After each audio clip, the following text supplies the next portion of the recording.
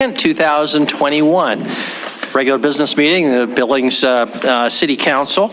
And if you would, please stand with me for the Pledge of Allegiance and then remain standing for the invocation by Councilmember Shaw.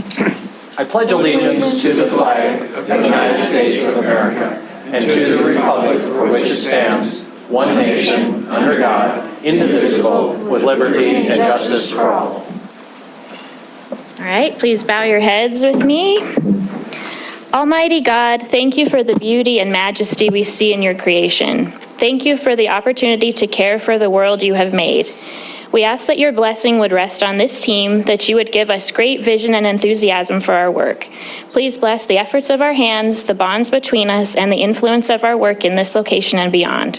Lord, as we plan and share together, may you lead us all into truth. Amen. Amen. Amen.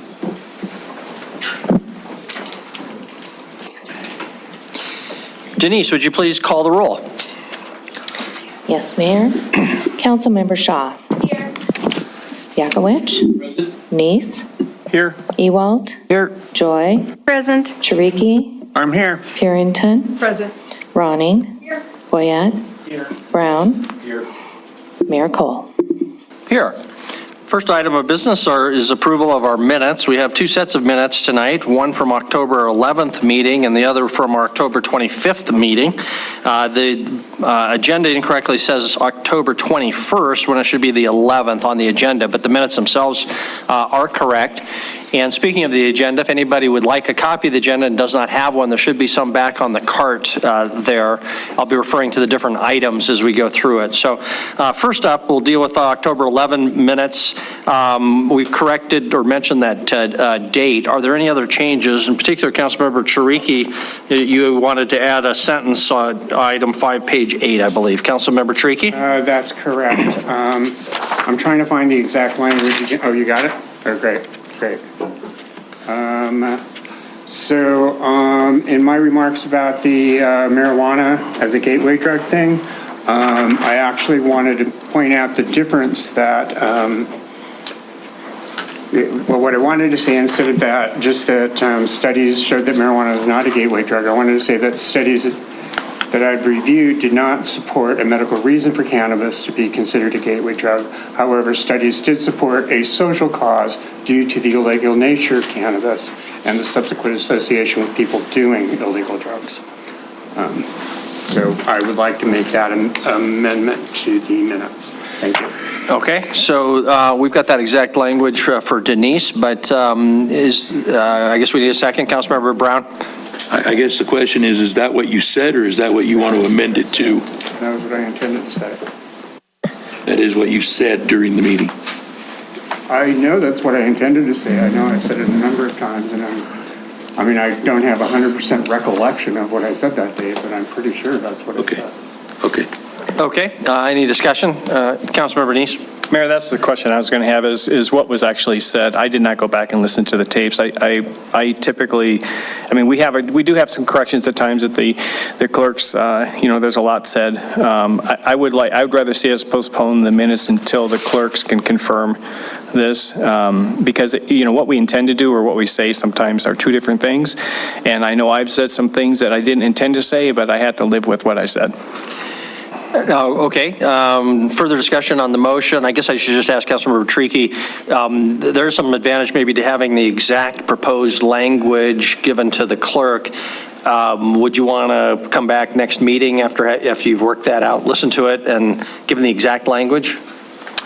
I could do that, but it's the only reason I brought up the gateway drug thing was to make the distinction between a medical cause for it and a social cause for it. And that is the only reason I would bring it up. I would not come up and say that, I would not make that original statement that marijuana is not a gateway drug, because that's not true. The social reasons for it being a gateway drug have been verified medically. So, or not medically, scientifically. So I honestly, do I remember exactly what I said? Absolutely not. But I certainly know that that was the point that I was definitely trying to get across, and I would not have said it, I would not have brought it up without making that point. Yeah, and that's my recollection of the content that I was, what I was inferring from your comments. The only thing is we need exact language to go in, in the minutes. So how do we get there? Mayor, I'd make a motion that we defer the adoption of these minutes until this can be confirmed or denied, whatever. Okay, so I guess that would be a substitute motion. Is there a second for the substitute motion? Councilmember Ewald makes a substitute motion. The concept would be to just come back with exact language that you're comfortable with. Okay, any further discussion now on the substitute motion? Okay, we'll proceed to a vote. All in favor of the substitute motion, please say aye. Aye. Aye. If opposed, nay. Nay. Okay, motion passes, and we'll look forward to getting a correction on that at our next business meeting. Then we need, that was for approval. No, that was just on that element, right? We still need a motion for adoption, or no, I'm sorry. It was put off, so now we move on to our October 25th minutes. Councilmember Joy. I move we approve the October 25th, 2021 minutes. Second. Motion made, seconded. Discussion on that motion.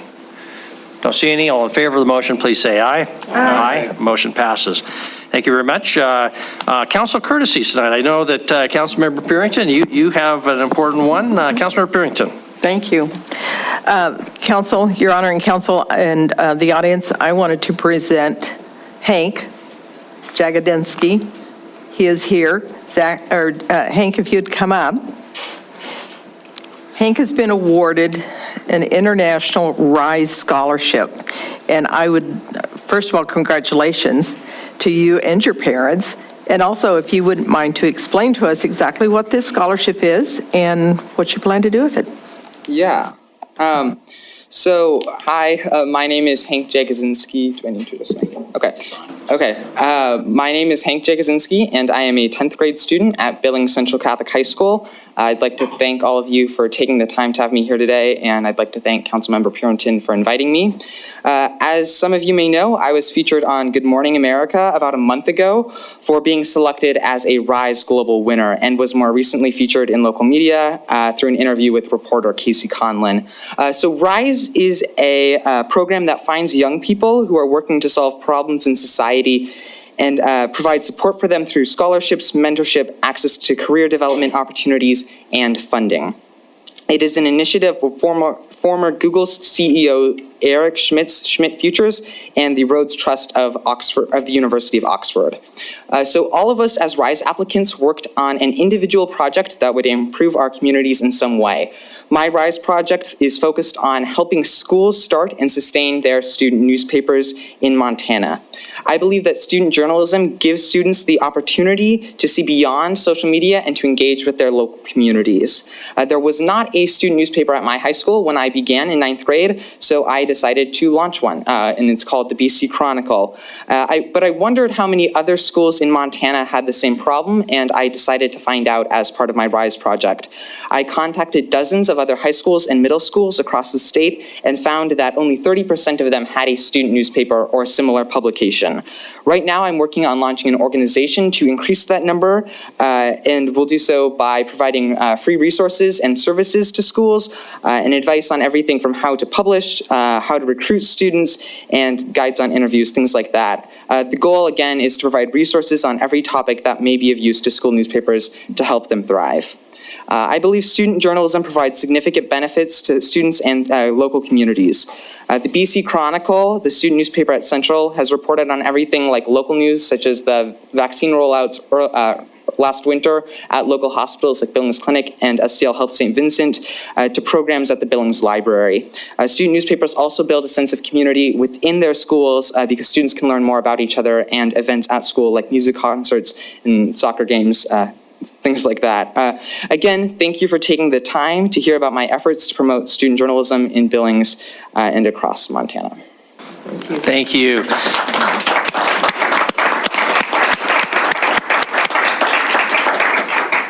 Congratulations, Councilmember Ronning. Hank, are you in speech and debate? Yeah, I am. I do That's STEM. That's what I thought. So I just wanted to share, so I've judged Hank before, and now I'm not going to be able to, because now I'm going to have to recuse myself when I go judge. But this is one of the most outstanding speech and debaters in the state.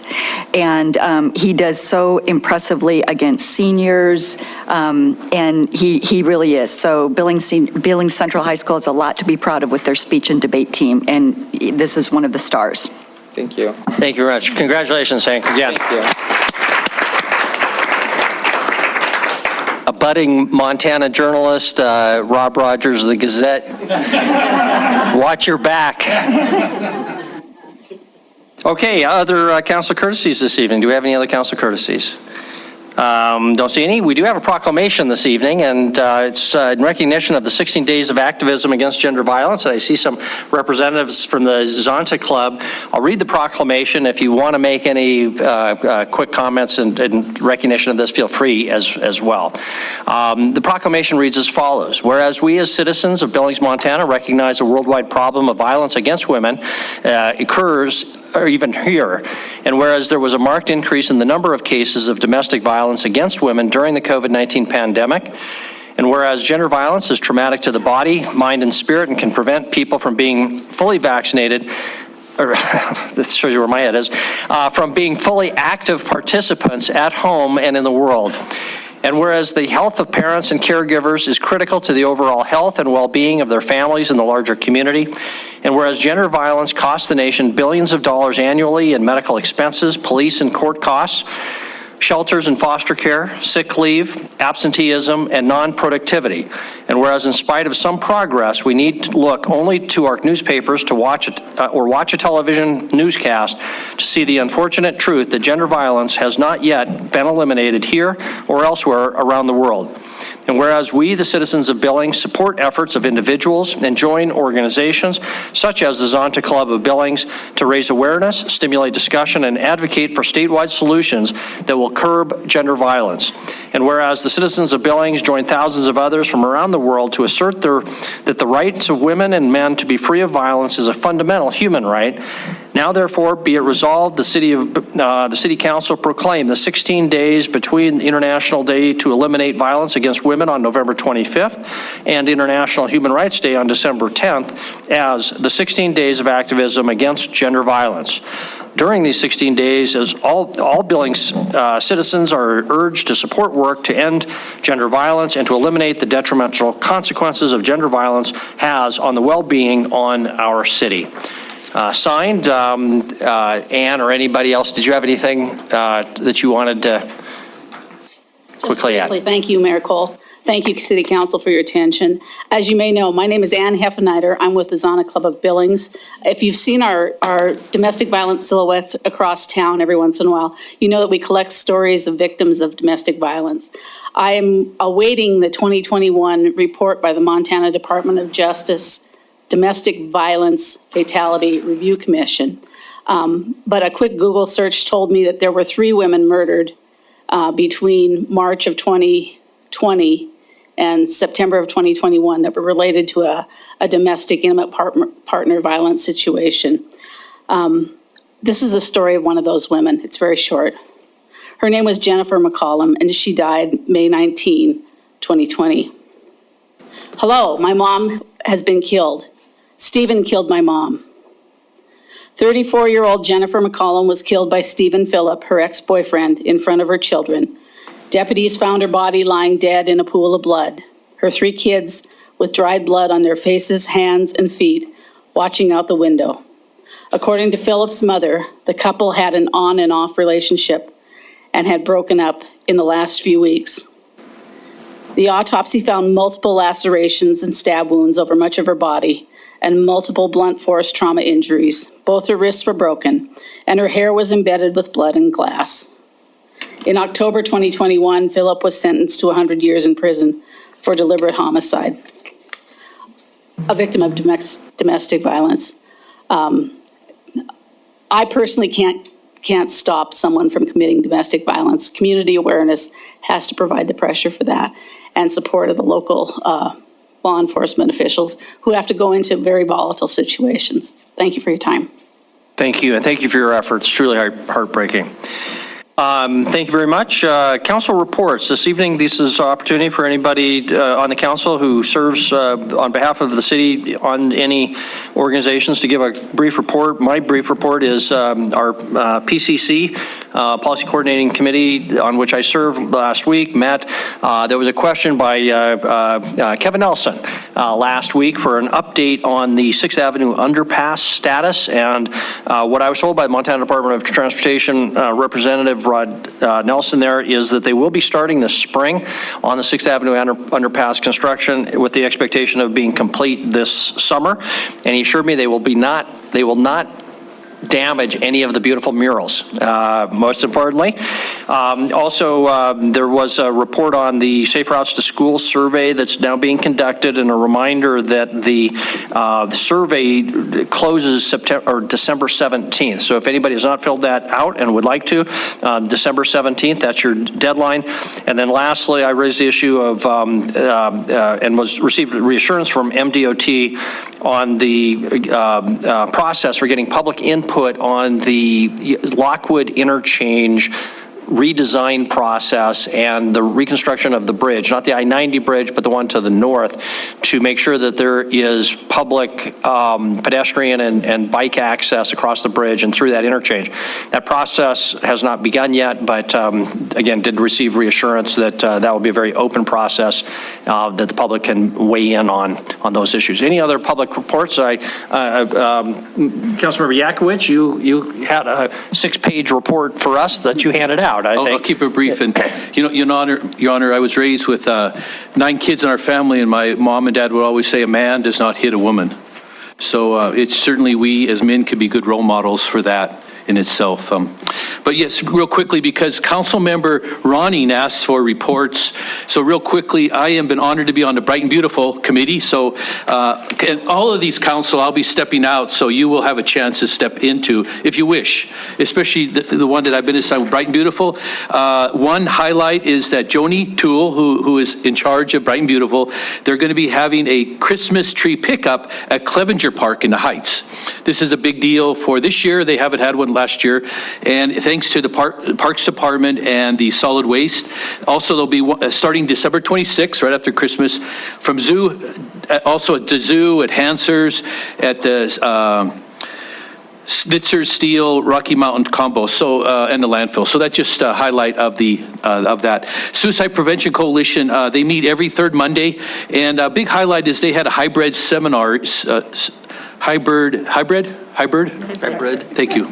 Seminar. That's why I'm around all these smart people here. You know, that we had 90 people participate in that, and it was very successful. So that is a great coalition. That certainly as council members welcome. The Mayor's Challenge to Reduce Suicide Among Service Members, Veterans, and Family Members really has been a great job. The Mayor has continued to take a lead on that and taking initiative along with Kathy Sable, who's the new director for Riverstone Health. It's in transition. We're working with veterans, but some highlights that we already know. The psych armor was established here with our police department is suicide prevention, which was cutting edge for the whole nation, something that maybe a lot of people don't know. Yellowstone County Mental Health Local Advisory, they meet every first Thursday, and Councilmember Cherokee is stepping into that plate. Really appreciate him being part of that. They are led by Terry Todd. 2 things finally, the mayor again continues to lead with the Friends of the USS Billings. And I just want to highlight that completion, not only of, well, the wall now at the library, that we finished a final plaque for donors. And if anyone had a chance to see it at the library, it's awesome. And a great highlight for council who donated as city to this project, as well the mayor and so many others. Airport Aviation Committee is on, I attended. And the last time I attended, I gave a tour of the construction. And it's pretty impressive what they've been doing up there at the airport. And I think Councilmember Ronning has asked for a tour maybe sooner, maybe when it's all done. Finally, Parks Board, and I know Councilmember Joy often attends that, but they always have, they had a comprehensive meeting on CIP, and anyone who wants to go there, they have awesome box lunches. All right. Thank you, Your Honor. Councilmember Joy. Thank you. It's not a committee I have a seat on, but the Community Innovations had their meeting at the library, and I suggested to Katie Easton that they try to get a time on a work session for us to have an update. I was very, very happy to hear the progress that they're making and the way that they've rearranged the resource officers and the partners that they have to deal with mental health issues and substance abuse. So I think it's really, really awesome news that they've been, the work they've been doing, and I think council needs an update. Thank you. Thank you very much. Councilmember Puritan? Thank you. You stole most of my thunder, Bill, on the safe routes to school. Oh. But Chris did tell me that starting tomorrow, they should have that survey back up on the top banner across the front page of the web page for the city. So I would encourage parents, drivers, anybody, school parents, teachers, principals to get on there. Thank you. Thank you. Any other council reports? Okay, thank you.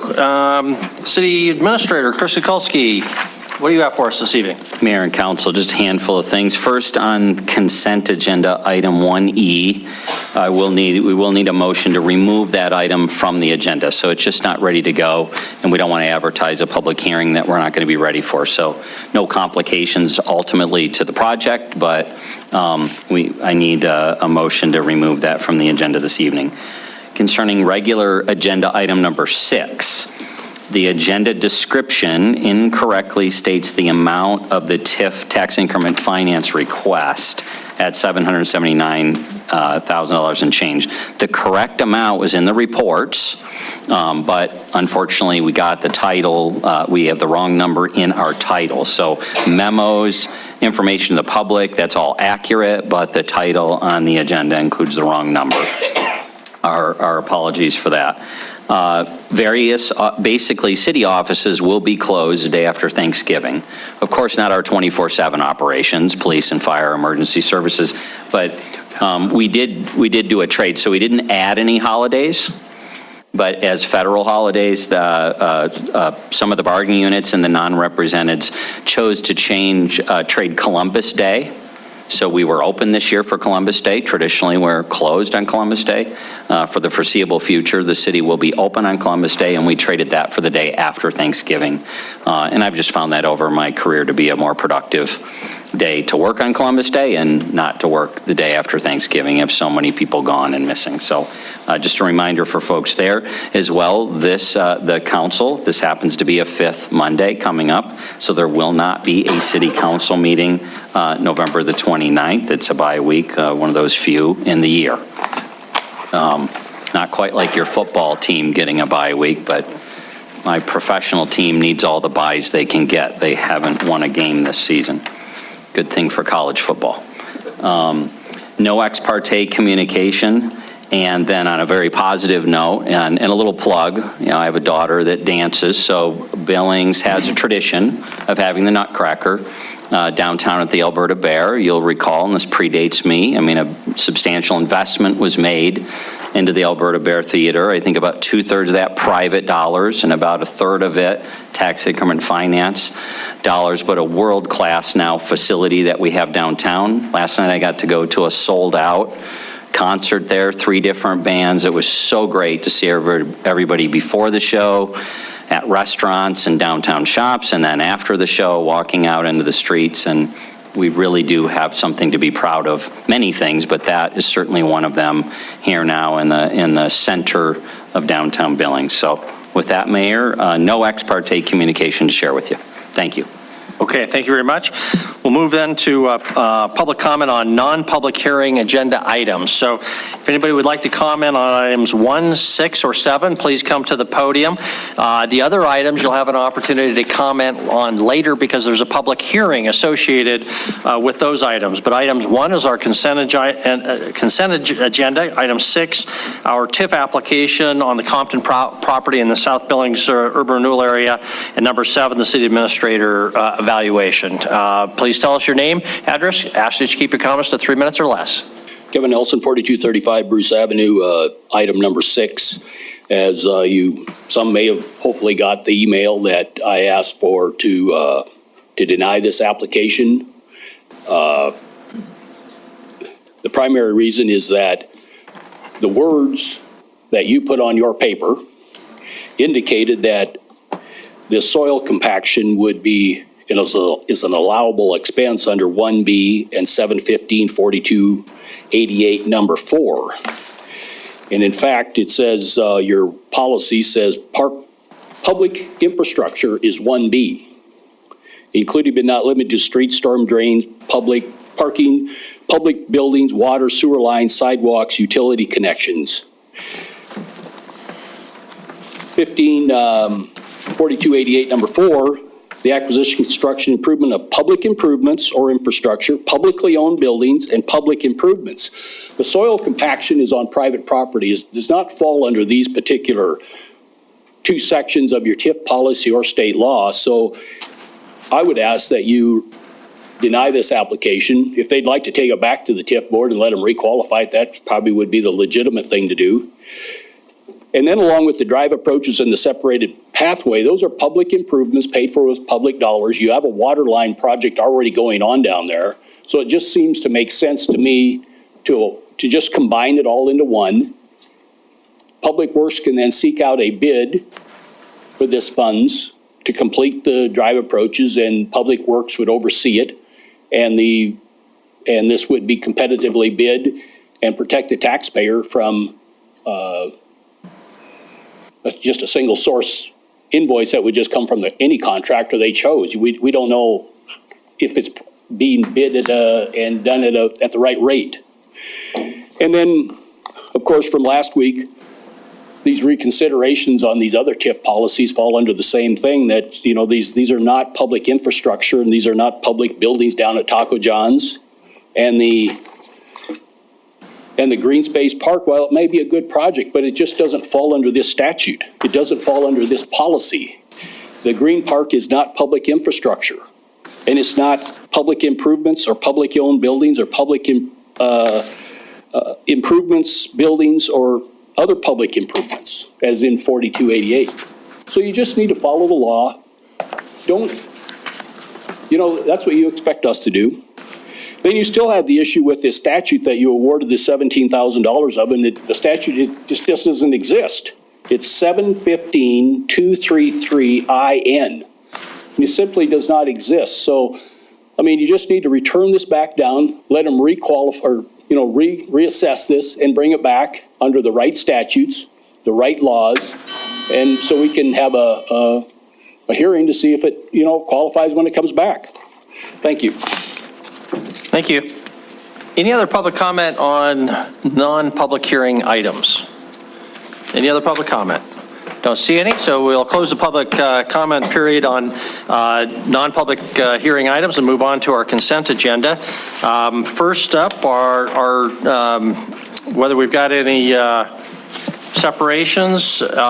Council, do we have separations? We'll start down here. Councilmember Boyette, Councilmember Ronning. Mayor, I'd like to make a motion to remove consent agenda item 1E as stated by the city administrators for a later date. Thank you very much. Is there a second for that, Councilmember Shaw? Okay, so it's just a motion for removal. We'll go ahead and deal with that. Discussion on the motion, Councilmember Bernice? I'll be abstaining from this motion as I have a client relationship with the applicant. Okay, thank you very much. Further discussion on that motion? Don't see any, so if in favor of that motion, please say aye. Aye. If opposed, nay. Motion passes. Further separations, Councilmember Ronning? Thank you. I'll be abstaining from 1G, and I have, similar to Roy, I have a relationship with that particular party. Okay, thank you very much. Did she say 1G? 1G is in George. As long, and Councilmember Shaw, or Brown, I'm sorry. Thank you, Mayor. I'll be abstaining from 1J, 1 and 2, as my primary employer is the recipient of payment. Okay, since this is the night for recusal, I will separate for a separate vote item 1F. That's the Burger King property on Grand Avenue. I haven't had anything to do with that plat, but in a prior life, a million years ago, I did a lot of work for the Rebergs, and the plat has, the Mylars already are set up to be signed by the deputy mayor. And rather than having to change that, I think it would be, and out of abundance of caution, better if I did not vote on that or participate in that. So I'll recuse myself from item 1F. Councilmember Joy? Yes, I'd like to separate 1H. Okay, thank you very much. Any other separations? All right, we'll go then to the non-separated items. Councilmember Neese? I move to approve the items of the consent agenda submitted with the exceptions of the items moved for separation, which is 1G, 1H, 1J, 1 and 2, and 1F. Thank you very much. Second, Councilmember Shaw. Discussion on the motion. Is there any discussion on the motion? Councilmember Purington? I was just wondering why the separation on 1H, or the abstention, I guess. Actually, I think Councilmember Joy was not abstaining, just separated. Okay, I'm sorry. Yep, one of the few tonight. That was a regular separation. Any discussion on the motion or other questions for staff on items that have not been separated? Don't see any, so proceed to the vote. This is for approval of the non-separated items. If in favor of approval, please say aye. Aye. If opposed, say nay. Motion passes unanimously. Thank you very much. First separated item, item 1F. Councilmember or Deputy Mayor Yakowicz, would you run us through item 1F? I'd like to entertain a motion for item 1F. I am the deputy mayor. Deputy mayor-elect starts in January. Am I correct? Yes. Okay, thank you. Although you are awesome as a deputy mayor. I'd like to entertain, Council Member Purington made the motion and Council Member Joy second. Any discussion? Okay, all in favor, say aye. Aye. Any opposed? It passes. Mayor, turn it back over to you. Thank you very much, and I'll just mention I did not vote on that item. Next item up, next separated item, item 1G, resolution establishing compliance with reimbursement Internal Revenue Code for South TIF construction projects. Is there a motion or discussion? Councilmember Shaw and then Councilmember Ewalt. Thank you. I move to approve item 1G. Motion for approval. Is there a second? Councilmember Joy. If neither of the movements want to comment, I'm going to ask Councilmember Ewalt. Just a separate voice vote on it. Yes, this will be a separate. Besides the abstaining. There will be a separate vote on this item 1G, yes. Discussion on the motion. Motion is for approval. Councilmember Yakowicz. I just have confidence that tax increment finance will do what they need to do, because it's putting, to some degree, it could appear like it's putting off these gravel streets, but I know that's not the intent. So I will support it. I just know that also there is that it will perhaps extend the use or the longevity of the TIF area. But I just want to ensure with the director here in the audience that we maintain schedule for those gravel streets for next year. That's all. Okay, further discussion on the motion? If not, we'll proceed to a vote. Motion is for approval. If in favor of the motion, please say aye. Aye. If opposed, say nay. Nay. Councilmember Ronning did not vote. Council members Neese and Ewalt, I believe, voted in the opposition. All other members of the council voted in favor. Correct me if I'm wrong, but I believe that's the case. Yep.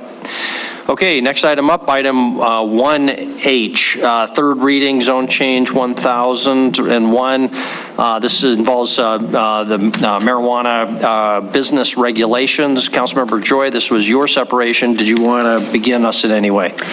Thank you, Mayor and Council. I will not vote for approval of this. I stated my reasons previously. I would like to say by standard economic models, based on other incidences where we have used prohibition, and particularly alcohol, empirical data shows that consumption did not go down. price did not go down, but violence went up. Based on these regulations, I believe that it is very difficult to have any kind of thriving legal marijuana business. And the stated objective, even though this council never stated a policy or an objective goal for our regulations, I do not believe that this will be accomplished by this particular regulation. Thank you. Thank you very much. We don't have a motion on the floor. Is there any other discussion or a motion pertaining to item 1H? Councilmember Boyette. Thank you, Mayor. I move to approve consent agenda item 1H. Motion made, seconded by Councilmember Ronning. Discussion on the motion. Motion is for approval. Is there any discussion before we proceed to a vote? Do not see any. So if in favor of the motion, which is for approval, item 1H, please say aye. Aye. If in opposition, please say nay. Nay. Voting in opposition were Council members Joy and Chiriki. All other council members were in approval. Item 1J, either 1 and 2 or 1 or the other. Councilmember Boyette. Mayor, I move that we approve a consent agenda item J1 and 2 as read. Second. Motion made for approval of both items, J1 and 2, second by Councilmember Neese. Discussion on the motion. Is there any discussion? Do not see any. All in favor of the motion for approval, please say aye. Aye. If opposed, say nay. Motion passes unanimously. Thank you very much. That concludes item 1, our consent agenda. Brings us to first item, the regular agenda. Denise, would you read item number 2? Yes, Mayor. Public hearing and special review 992, a special review to allow an automobile collision repair center greater than 5,000 square feet in a corridor mixed use number 2 zone district for a proposed 18,554 square foot building on lot 13, block 1, Montana Sapphire subdivision, a 2.187 acre parcel of land generally located at 4130 Cary Lane. Montana Sapphire LLC is the owner. Nick Four of Cross Development is the agent. Zoning Commission recommends conditional approval and adoption of the findings of the 9 review criteria. Action this evening is approval or disapproval of Zoning Commission recommendation. Thank you very much. Our presenter tonight is Karen. So Karen, take it away. Good evening, Mayor and Council. This special review is to allow an auto collision repair center greater than 5,000 square feet. To clarify, the use of an auto collision repair center is an allowed use with a 5,000 square foot building or smaller.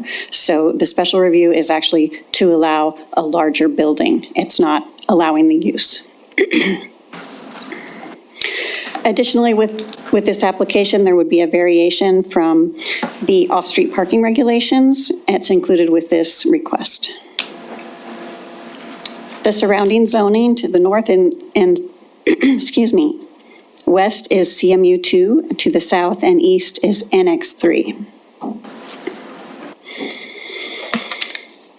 To the northwest of this project, there's a bar and tavern.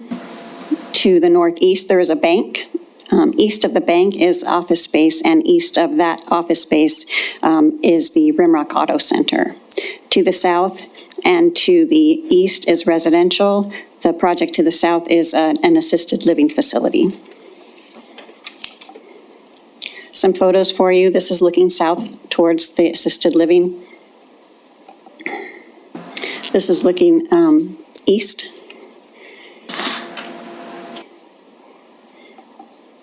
This is looking to the west. And this is northeast towards the bank.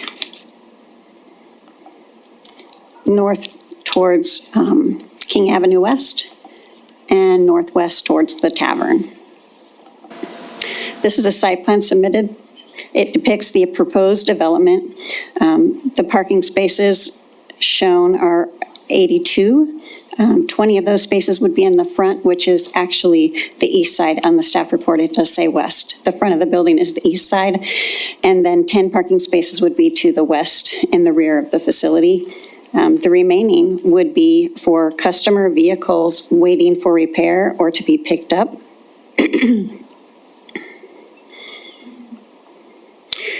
The code requires a minimum of 75 spaces for for a building of this size, but does not address using the spaces for vehicle storage. So the variation request allows a clarification for the use of these spaces for temporary storage for vehicles waiting to be repaired or to be picked up after repair.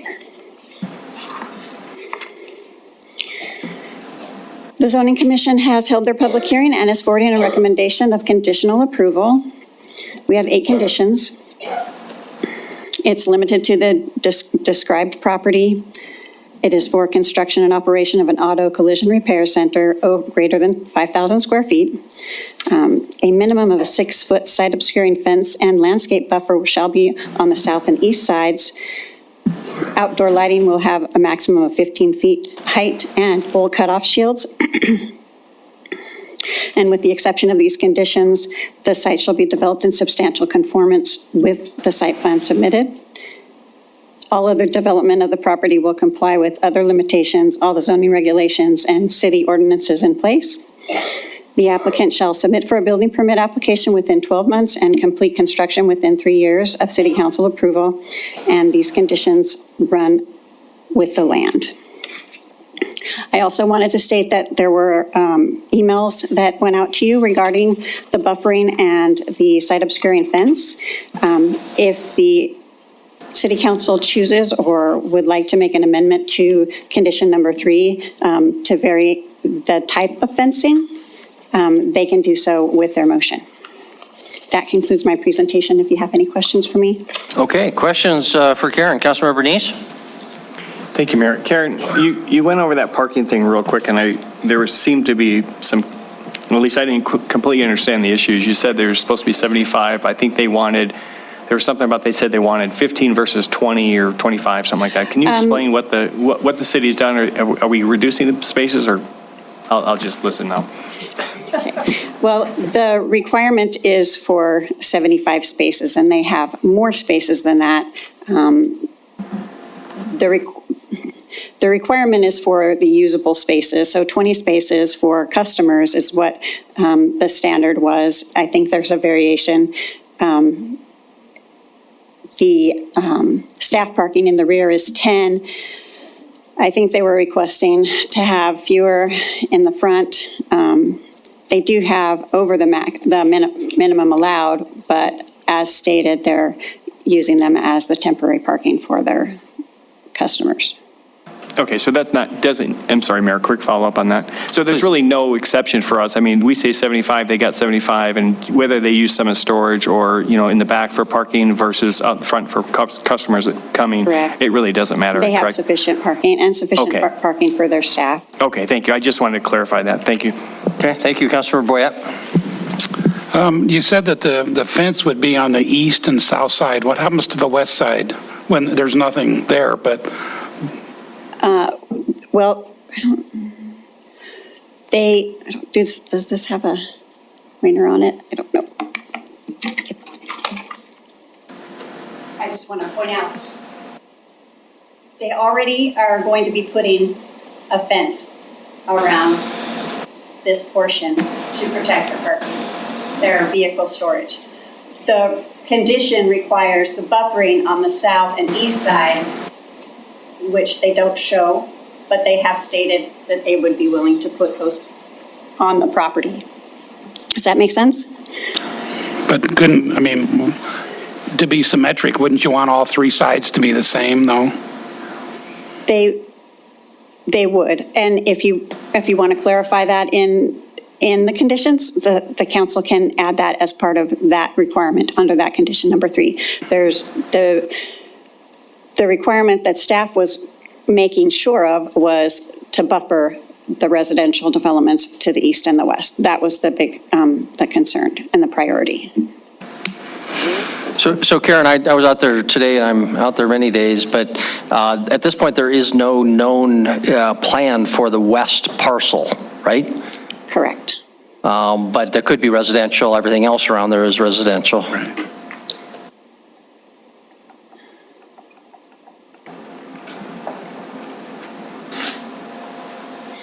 It's the same zoning as the subject property, so Okay. likely So it will it's be a not likely to be commercial residential, it's more likely to be CM2, which could include mixed residential, though.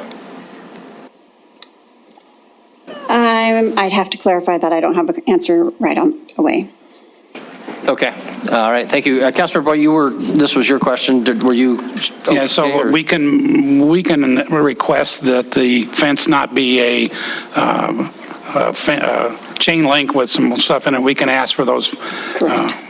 What was the name of that fence that we sent us in the email? Rhino Rock. Rhino Rock. That would be very attractive on all three sides, is what I'm saying. Thank you.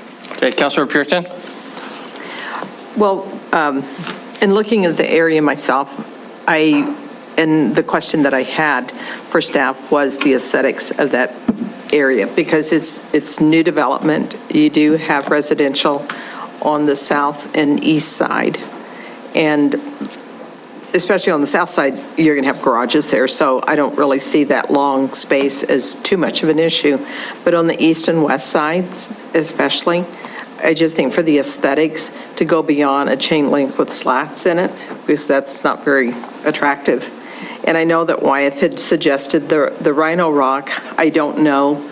I hate to dictate, what the material is, just because I don't know if it's cost effective. I know that across the street at the auto store there, they do have some vinyl fencing, so I wouldn't be opposed to that. But Wyeth sent an amendment, which we might look at that in case there's any other council members that have questions. Yeah, just as a reminder, for the email that was in Wyeth's email to us today, suggests this is possible language if the council wants to go in this direction. It says, quote, "A minimum 6-foot-high site-obscuring wall or fence made from concrete or masonry and a landscape buffer shall be placed on the south and east property lines to buffer the adjacent uses." Of course, there's the issue of the west side with that, but that was the language that Wyeth offered as a sample. Continuing down, Councilmember Ewell, Councilmember Bernice. Thank you, Mayor.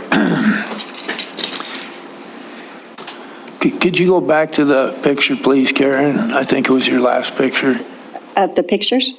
The one, I think it was your last slide, the one with the landscaping and stuff.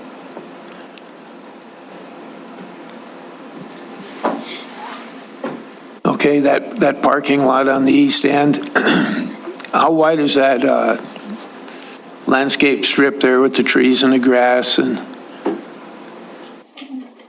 Oh, I don't know. okay, and then you've got that parking lot. Now, if this would be, that parking lot's just going to be for customers' vehicles, that's not going to be for wrecked vehicles that are? Correct. Okay, so if this would be another business and it was set up like that, would it require that privacy wall or that buffer wall on the east end with that same setup with a parking lot and landscaping separating it from the residential? I'm sorry, what was the question? I didn't understand. Okay, you got on the east end of the building, that's the front door of the building, I assume. And so you got a parking lot and you got landscaping. Any other business, would you require that business to put in a buffer wall on that east wall with that much landscaping and this customer parking lot? The requirement isn't for that much landscaping. That's what they're proposing. They have to submit a landscape plan when they No, submit. I'm talking about would you still need that wall in there with that much landscaping in that parking lot? Yes, it's a requirement. Okay. Okay, Councilmember Ewell, or I'm sorry, Councilmember Bernice. Thank you, Mayor. I guess I want to carry the conversation of the fence a little bit further. It seems to me like this is more of a policy question. When we have commercial like this next to residential, do we want to require a different type of fence versus chain link? And I don't know if that conversation's ever been brought up before. That's because I hate to just change this project just because we don't like the fence. But I mean, is the council considering a policy to where we require some type of solid, fencing, like Wyeth has suggested, as a buffer between commercial and residential? If they are, then this may be the one we start with and direct staff to make that policy change going further on future projects, but not, I'd be hesitant to just say this project does change it. Okay, thank you. Further discussion or questions, and then we'll go to public comment. But Karen had something she wanted to add. A couple things just to clarify. The CMU2 zoning does allow residential on the second floor. So it would have to be a mixed commercial and residential. Okay, so there could be some form of residential on the west side of that property. Additionally, the applicant's agent is here and he can address some of your questions about fencing and buffering too. Sure. If the applicant would like to come forward, and if there are questions, council, do you have any questions? Or sir, would you just introduce yourself and say anything you want to, but keep it to under 3 hours, please. Yes, sir. My name is Brett Green. I'm with Oxford Architecture. I'm here on behalf of Cross Development. They weren't able to come tonight, but to answer your question on the fence, their standard is the chain link with the slats in it, but they do welcome other fences. I think their second choice would be to go to the white vinyl fencing. And then beyond that, they can do cedar. I think the most expensive is the Rhino Rock version. So if the white vinyl would be acceptable to everybody, I think that's the direction they would like to go, if that's okay. And I just wanted to add that to this conversation, to maybe add that piece of information to make a final decision on it. That's all I really had to add. Okay, thank you. Any questions for Mr. Green? Councilmember Boyette? Would your client have any objections to doing all three sides in vinyl, just to make it uniform? No, I think they would do all uniform fence on, so it just goes from the north corner around the rear of the property and then closes in that section where they have the cars. Yeah. So just secure the fenced area would be all consistent. Right. Yeah. Okay, thank you very much. Anything else, sir, Mr. Green? Don't see any. Thank you very much. All right, Let's open it for public hearing. This is a public hearing on item number 2. If anybody has comments that would like to be heard on item number 2 from the public, please come forward at this time. Any public comment on item number 2? Public hearing is closed. Not seeing any public comment. Back to the council. Further questions or motion or anything else? Councilmember Boyette. I'd like to make a motion, Mayor. Having conducted a public hearing, considered written and spoken public testimony, in reviewing the Zoning Commission's recommendation for conditional approval and adoption of the findings of the 9 criteria, new review criteria, I move to approve special review 992, but with the exception of having a solid vinyl fence on all 3 sides. Second. Okay, motion made and seconded for approval with those 2 changes. Vinyl fence, color to be determined by the applicant, I assume, but on all 3 sides. Discussion on the motion. Councilmember Yakovich. Thank you, Councilor. Just a quick question maybe to Mr. Friday, but the collision, it says here collision repair service will occur entirely within the enclosed building, ensuring any noise, odors, et cetera, are fully contained and mitigated. Part of my question is I came across an alley which had they were pouring oil into the alley. I'm kind of figuring that's not approved, and that segues into my question here is, how do we make sure that they do what they're supposed to do? Again, is that complaint driven, or do we inspect that at some point?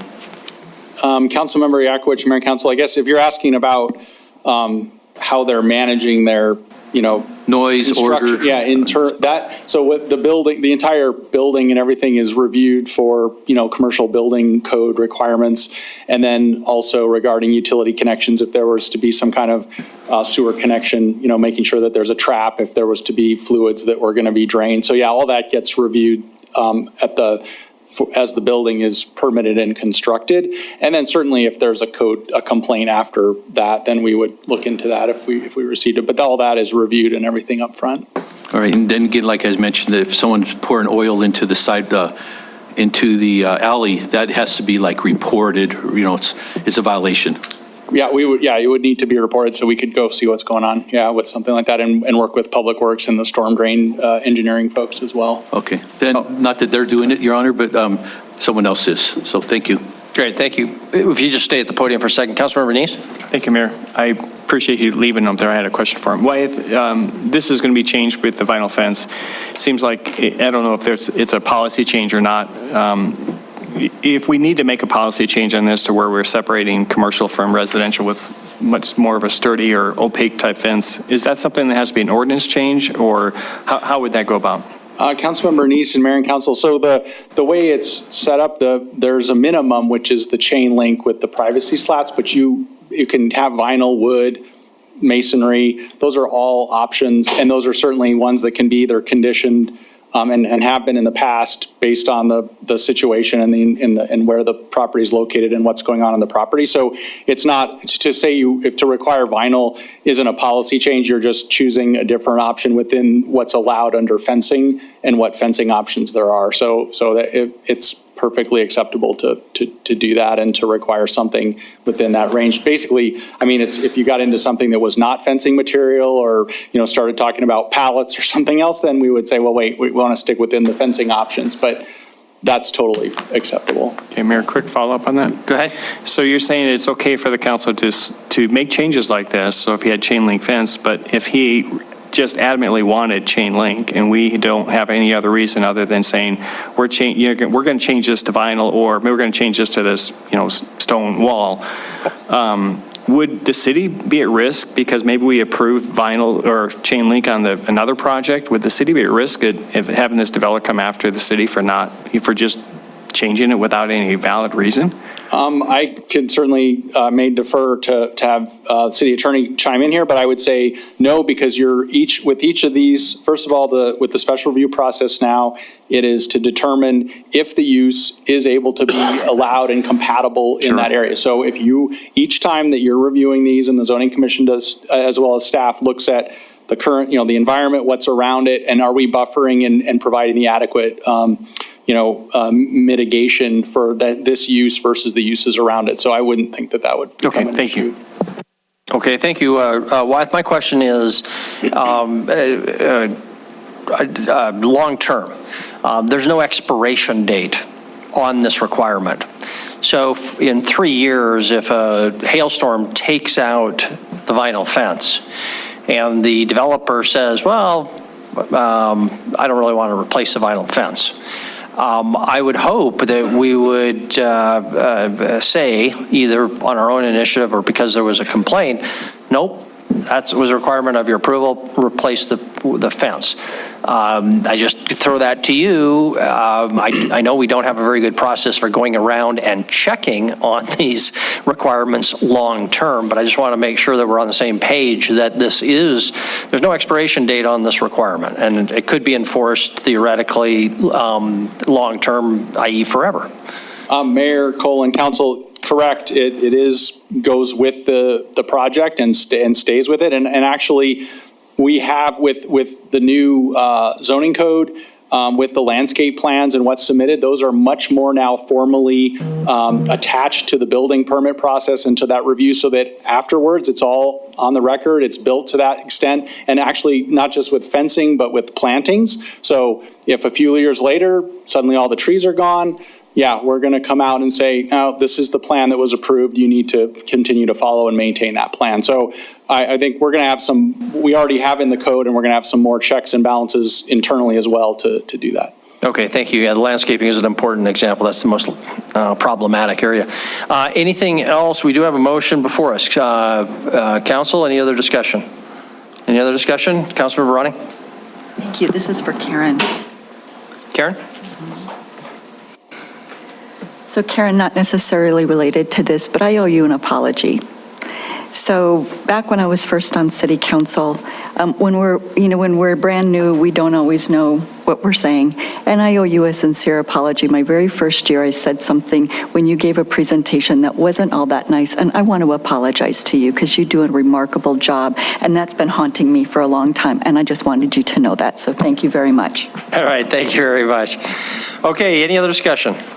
Don't see any, we'll proceed to a vote. The motion is for approval, item 2, with the change of requiring a vinyl fence, color to be determined by the applicant on all 3 sides, west, east, and south. If in favor of the motion, please say aye. Aye. If opposed, say nay. Motion passes unanimously. Thank you very much. That concludes item number 2.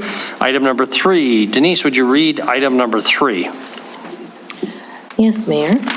Public hearing on first reading ordinance repealing and replacing Article 7-900 Billings, Montana City Code, BMCC, granting a renewal cable system franchise to Spectrum Pacific West LLC, locally known as Charter Communications, Inc. Staff recommends approval. Action this evening, approval or disapproval of staff recommendation. Stacy.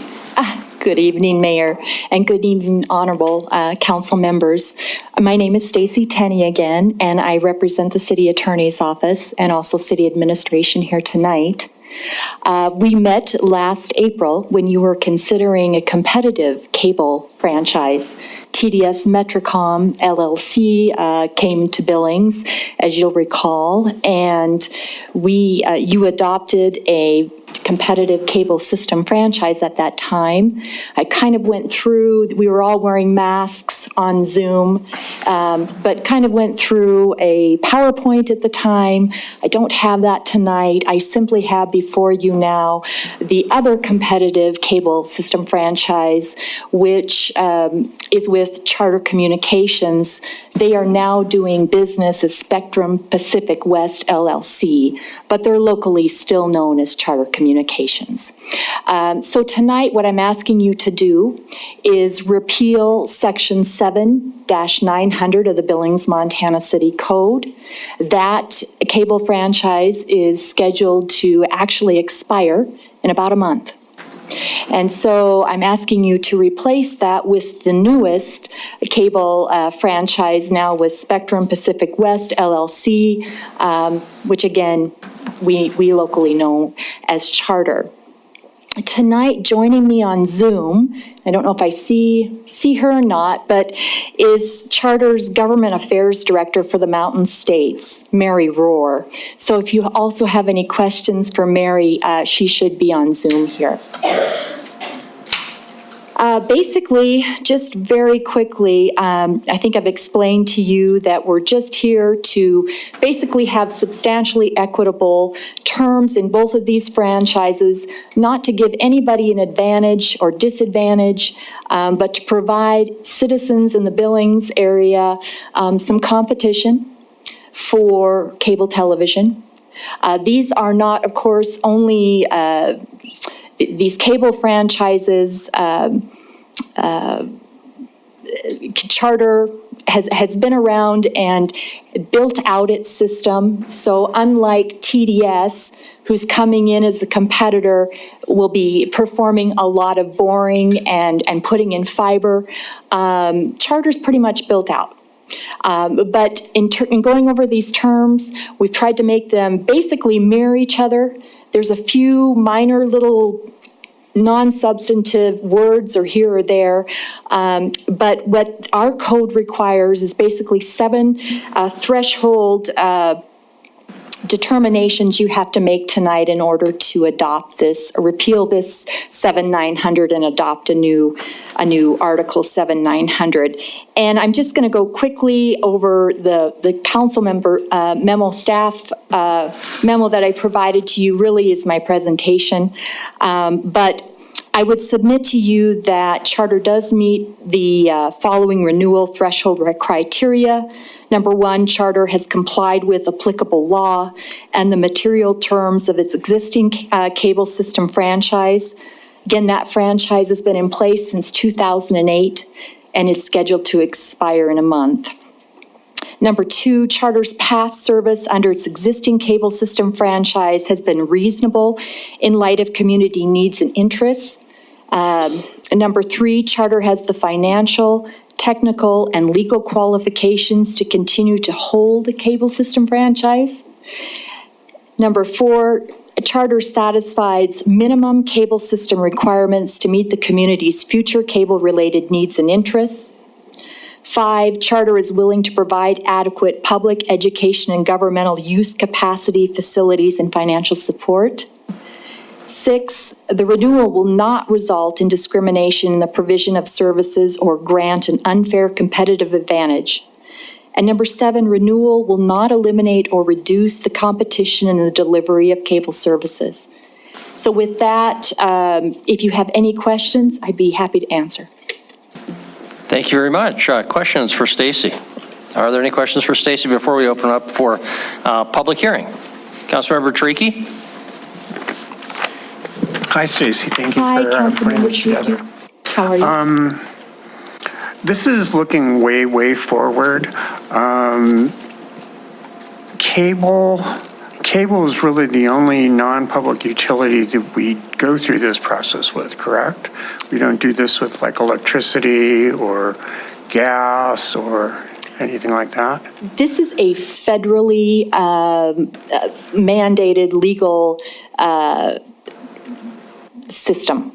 And so it's basically controlled federally by the 1934 Communications Act and then the 1984 Cable Act. So federally, there's so many provisions, and federally, that's where cable is, it can locally somewhat be regulated in the sense that a cable franchise will come, or a cable provider will come to a local governing body and ask to put their cable in our right-of-way, and we're going to get up to 5% maximum from their gross revenues in the community for their cable service. It's all federally mandated. But in terms of public utilities, I don't know of anything. I think that's more Montana state law. So in essence, then, there's nothing driving us at the local level to keep this going. It's because it's mandated by the federal government. It is. Thank you. Okay, any other discussion for our public comment period? Chris Kukulski. Mayor and Council, the only thing I'd add to that, a motivation at the local level, I would say we would not have, or arguably, we would not have live televised council meetings across the country. Each city I've worked in has had live televised systems because of the cable franchise relationship. So that has been very beneficial, and in this case, it's beneficial again now that we also have competition, and these contracts essentially mirror each other, and that's a good thing for us in our community. So, okay, thank you very much. Thank you, Stacy. We'll open it up our public hearing then on item number 3. If you'd like to be heard on item number 3, on the proposed charter renewal of their franchise agreement, please come to the podium now. Is there any public comment on item number 3? Any public comment? Item number 3. Do not see any, so we'll close the public hearing. Refer it back to council. Council, how would you like to proceed? Councilmember Yakowicz. Thank you, Honor and Council. Having conducted public hearing, consider written and spoken public testimony, I move to approve the first reading ordinance repealing and replacing Article 7-900 BMCC as recommended by staff. Second. I heard Councilmember Bernice, you got an arm wrestle for that second. Okay, Councilmember Ewalt has the second. Motions for approval, no special conditions. Further discussion on the motion? Any other discussion on the motion? Seeing none, we'll proceed to a vote. If in favor of the motion for approval, please say aye. Aye. If opposed, nay. Motion passes unanimously. Thank you very much. Item number 4. Happy Thanksgiving. Thank you. Denise, would you read item number 4, please? Yes, Mayor. Public hearing of first reading ordinance amending Article 14-600, Billings, Montana City Code, BMCC, regulation of fire and security alarm systems. Staff recommends approval. Action this evening is approval or disapproval of staff recommendation.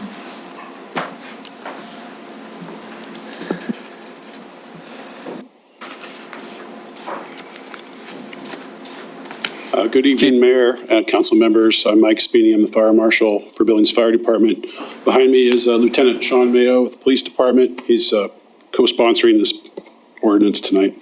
The Fire Department and Police Department both respond to thousands of false alarms every year.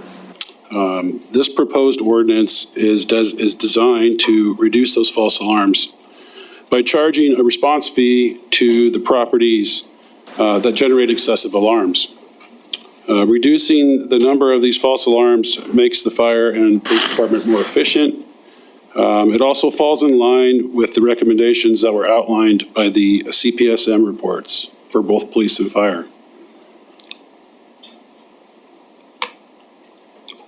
There's a similar ordinance in effect across the country and other cities which have proven to reduce false alarms in those communities. Initially, we would expect about a 25% decrease in the amount that are coming in, with that increasing over time as people are charged a response fee. The ordinance applies to commercial properties. Residential systems are exempt. The fee would be charged for the third and for subsequent false alarm responses to a property, and that's in a calendar year. That would be separated out between police and fire. So if you had a building that had both a fire alarm system and a security system in it, they would get 2 responses, to the security by police and 2 responses to the fire alarm system by the fire department before the fee would kick in. Right now, the proposed fee is $250, which will be set by a council resolution after second reading, should this hearing today and the ordinance gets passed tonight. The finance department will handle the billing, and any generated revenues will be deposited into the general fund. We did have a stakeholder committee that provided some pretty valuable input during the whole process, and some guidance to us as well. They determined the amount of that fee, $250. One of the questions they asked us was, what does it cost to send a fire truck to a call? And the hourly rate for a fully staffed fire engine is right at $250. So they felt that was a fair amount. They also determined how many alarms are allowed before the fee is charged. And they also, one thing that wasn't in our original draft was an appeals process.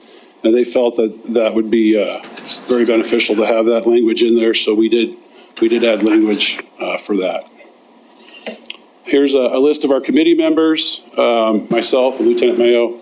We had a fire alarm designer, Holly Wiggin from Cushing Farrell, operations manager from Mountain Fire Alarm, which is the old Kenco Security, facilities manager from Cisco, Director of Facilities for Billings Public Schools, and then Jack Genoway with the Billings Chamber of Commerce also provided input.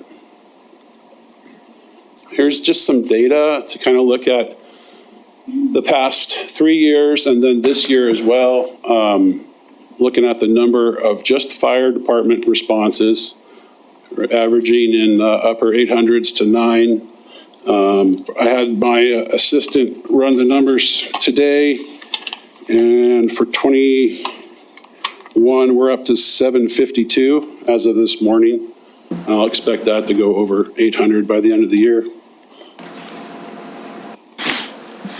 This kind of gives you a breakdown of how these alarms have been coded by our fire captains when they respond. The top 4, unintentional transmission, malfunction, unintentional smoke, and alarm activation. Of those alarms that we've responded to in 2020 for the fire department, about 25% were residential. That's kind of why you do see that exemption for residential properties. We don't see them as our biggest issue. It's the commercial alarm systems that generate the most responses. I'll let Lieutenant Mayo visit with you about PD stats. Mayor, Council, thank you for letting us come today to hopefully give you some valuable information.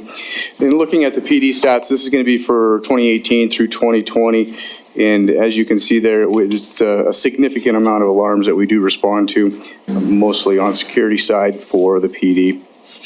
A lot of these can be attributed to employee and owner malfunctions, specifically one of the biggest offenders that I can recall easily is alarm systems that are triggered from businesses that have things that hang from the ceiling, such as advertisements or some type of decoration, and then either the heat kicks on in the winter, the AC kicks on in the summer. We now have this decoration that blows back and forth and triggers alarms, which then we respond to and take people away from other calls because we have now an in-progress call taking place, and therefore diverts resources that could be used in other places.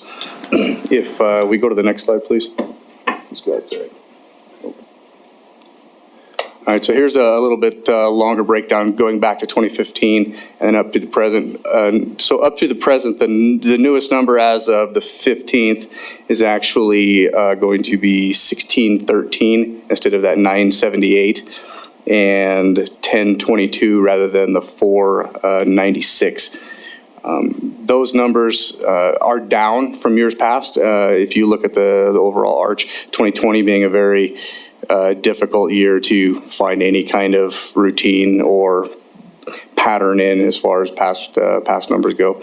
This year we are down a little bit, but those numbers you're looking at there are strictly alarms that have been coded as an alarm. So numbers that are not accounted into that is the fact that we've actually had 3,333 to the 15th. But some of those will be cases that actually do end up being burglaries, do end up being criminal mischief to the buildings where something is broken, or we find somebody in the area who's been shaking doors.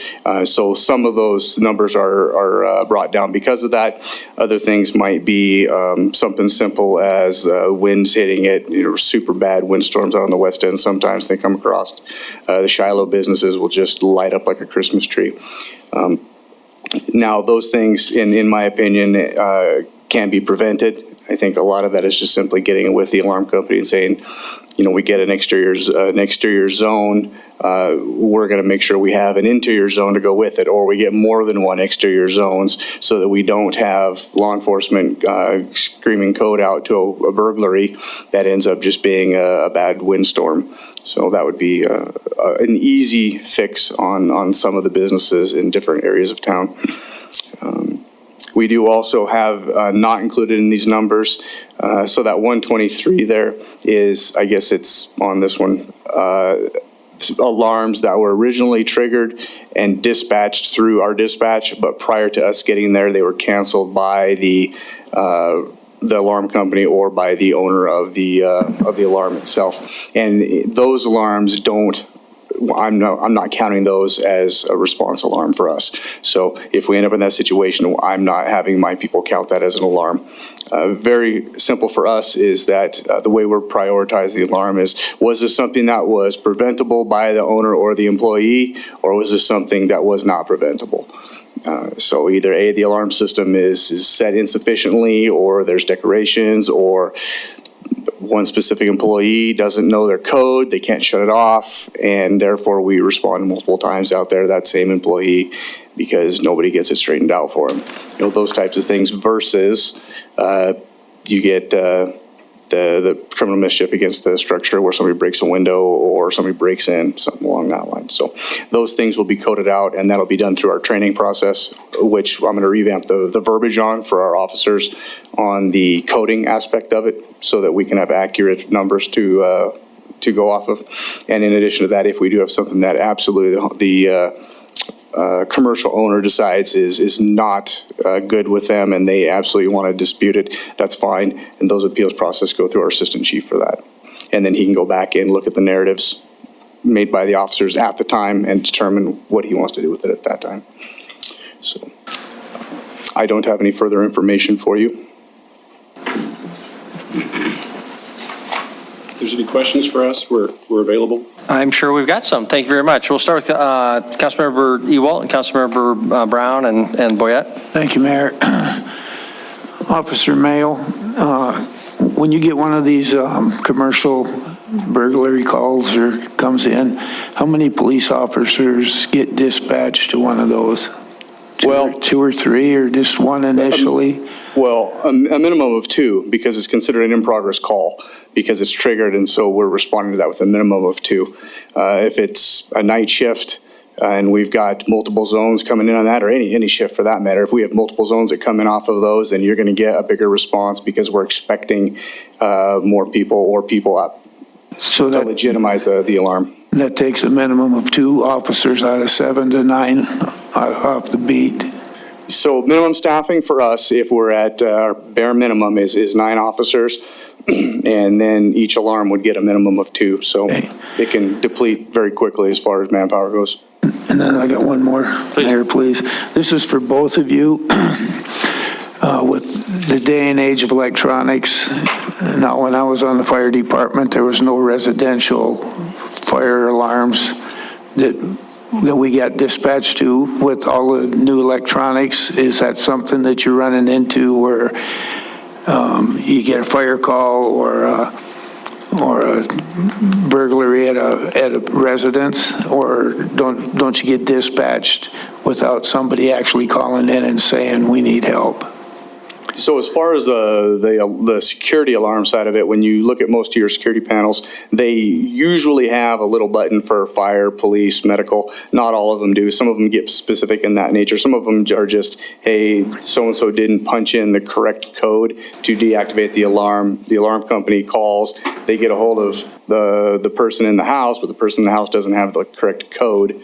And so they send us, or sometimes they get on and they say, yes, I do need police, or I do need fire or medical for whatever their specific deal is. So some alarm systems will have that separated out, and not all do. Is that your experience also? Well, Mayor, Council Member Ewald, it depends on the system. If the system is monitored by a supervising station and they call 911, then we will definitely respond.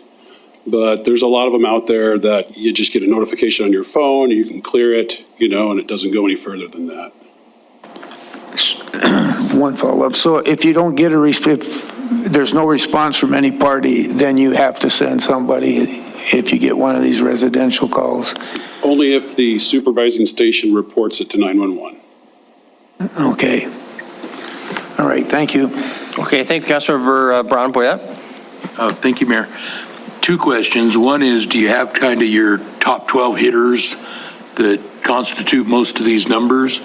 And second question, the 3 calls per year seems really low to me. I mean, if you have a problem, the first time it's going to go off, maybe a coincidence. Second time, okay, now we got a problem.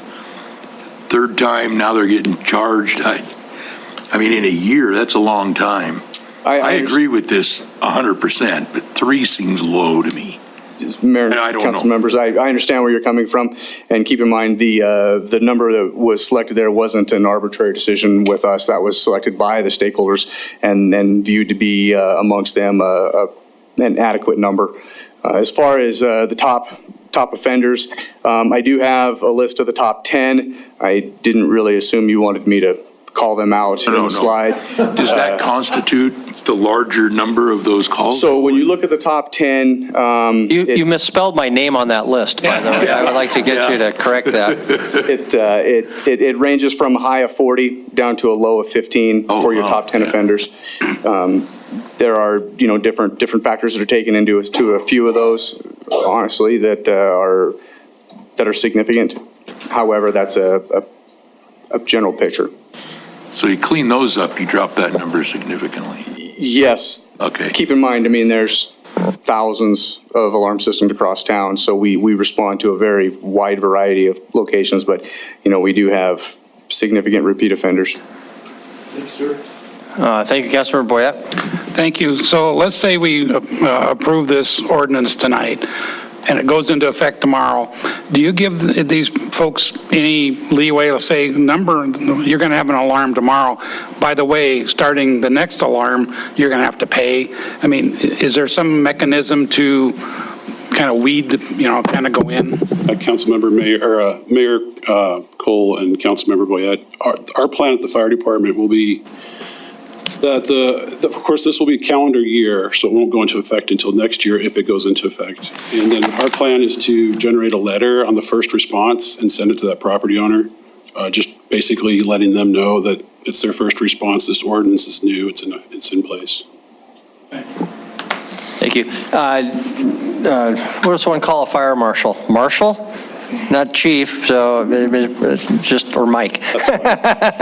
The calls or that number 3 is measured by property, not by property owner, I'm assuming. So if you had a bank that had 12 branches, they don't just get 2 total, they get 12 times 2 or 24 total.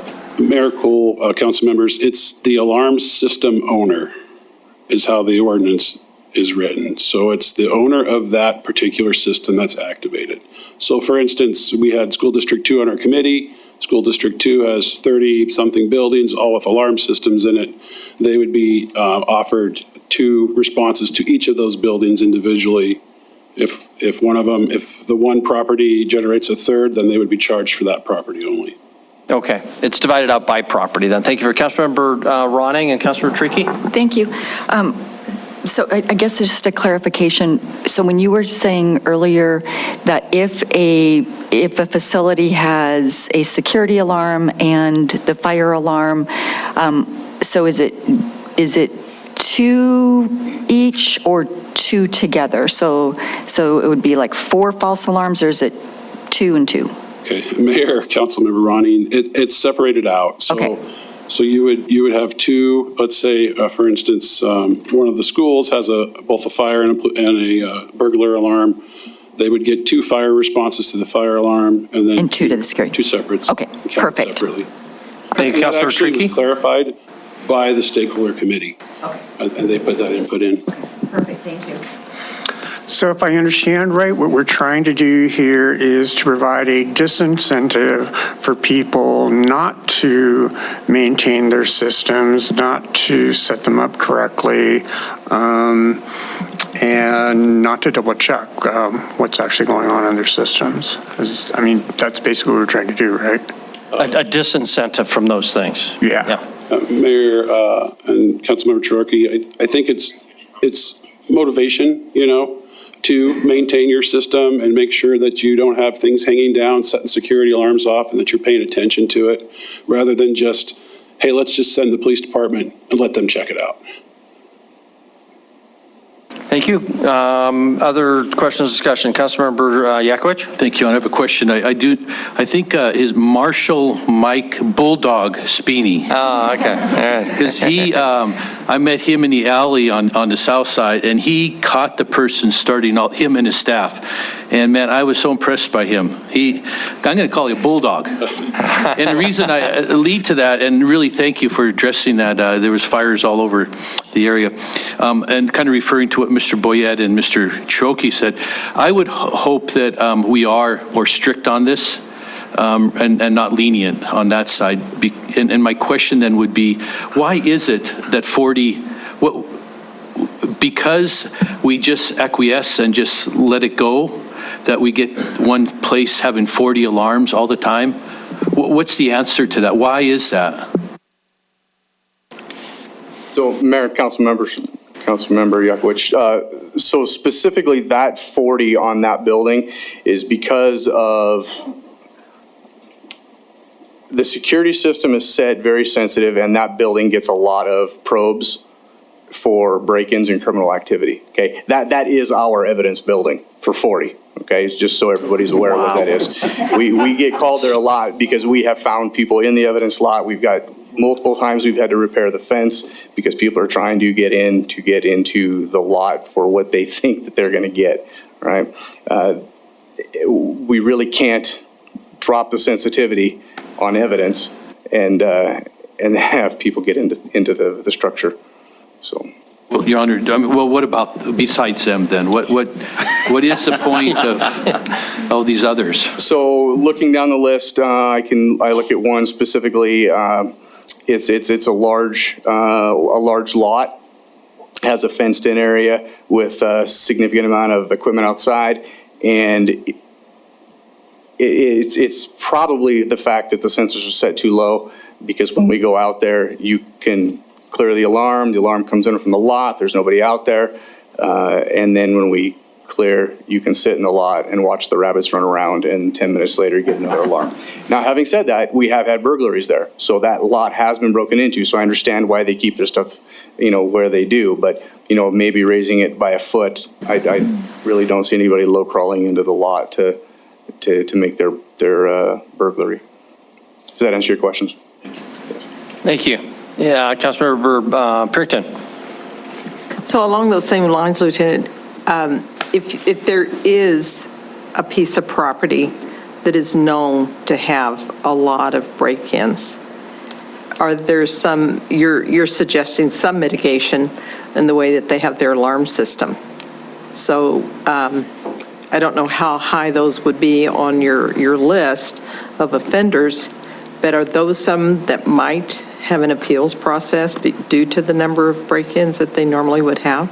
So, Mayor and Councilmember Purinton, when the officers are on scene and they're looking at the situation and they're the ones who are making the determination, is this a legitimate situation or is this something that could have been prevented? That's why they're making the determination then. They're looking at the factors. They're making notations in their narrative. So later on, when the assistant chief gets an appeal, he can go back and read those and say, okay, this is what we have.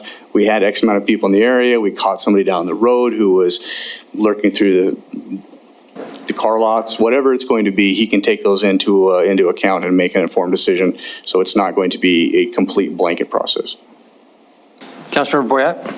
Thank you. So both the police and the fire department would work with a business to help them correct their problems? So I know from the police side that we're not going to probably go out and monitor their system long-term to say, this is where you're finding your problem. The example with the rabbits is specific to what I remember, because when I was on night shift, we went there all the time. And it got to the point where we were going back so often that I just sat there because I wanted to know what was tripping these things. And that's what I observed. Most of the time when you have an alarm go off and we're there with the owner, we're walking through the business, the officers are usually going, oh, there's your culprit. That's the sign that's blowing. I can see it blowing. We got the main lobby alarm. We're in the main lobby. There's your sign. So they're not just leaving them with a big question as to why we were there. They're trying to diagnose it too, because they have other things that they need to get to also. Is that consistent with you? Mayor, Councilmember Boyette, I would agree with that. We do work with property owners to try to figure out what the best solution is. Sometimes they just have to replace their system because it's that old. But we do help them try to troubleshoot those. Yes. Okay, thank you. Councilmember Neese, we'll move on to public hearing. Councilmember Neese. Thank you, Mayor. Just real quick, I want to follow up on Councilmember Sean Brown's question about the number. It's in the ordinance as 3. Yeah, our fees are set in the number as far as in a resolution. And again, I don't know if the number of 3 is accurate or not, or should be or not. And I am glad there's appeal process, but would it be okay to put the number in a resolution so that it'd be easier for the council to make adjustments to this ordinance without having to go through the ordinance process? Mayor, Councilmember Neese, that is how it's set up. It will be set with the resolution, the fee. I'm sorry, about the number of falls, the trigger point of when they're charged. That is set up in the ordinance. The stakeholder committee as well as city administration agreed that we thought that was the best way to set it up. Okay. Okay, and Chris. So Mayor and Council, my recommendation would be to leave it at 3. And if you determine through trial and error that the first one should be $50, instead of 250 because the 3 number was too low. Recognize you can adjust what the fee is, and you can do that by resolution. So I think that's another alternative to leaving it at 3, but later determining, having another lever you can pull other than just saying you get your first 5 false alarms at 0. A quick follow-up on that. So you're saying the resolution, or this leaves us to say the third one would be $50 and the fourth one be $100 or something like that? My assumption is the resolution will set the fees. Okay. And then you can adjust that resolution by a simple replacement resolution in the future if you determine that the resolution fees should be adjusted. And that could be up or down. Thank you. And let me just say, the goal here isn't to make money. The goal is to create partners with business owners instead of entities saying, oh, we'll just let the government pay for it. Because the government is everyone who owns a piece of property in town. So that's the underlying theme of the Center for Public Safety Management recommendations in this regard, is to say, try to create some partners here instead of some folks who just go, oh, it's easier for me to just let the government take care of it for me. Councilor Repeal, final item on this agenda? Or Thank you, Mayor. When we kind of brushed over this for charging for calls, I don't know, a year or so ago, one of the big things that came up is who's going to collect the money? Are we just going to pass this off on Mr. Zellner because he's head of the money in the general fund, or what happens if somebody says, I ain't paying it? Do you quit going to his calls? Go ahead.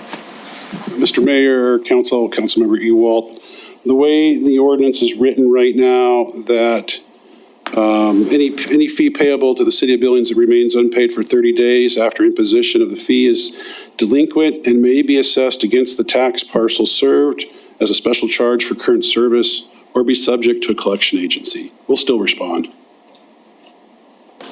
Okay, thank you very much. Gentlemen, we'll open it up for our public hearing now. If anybody would like to be heard on item number 4, please come forward. Just ask that you keep your comments to 3 minutes. Tell us your name and address up front.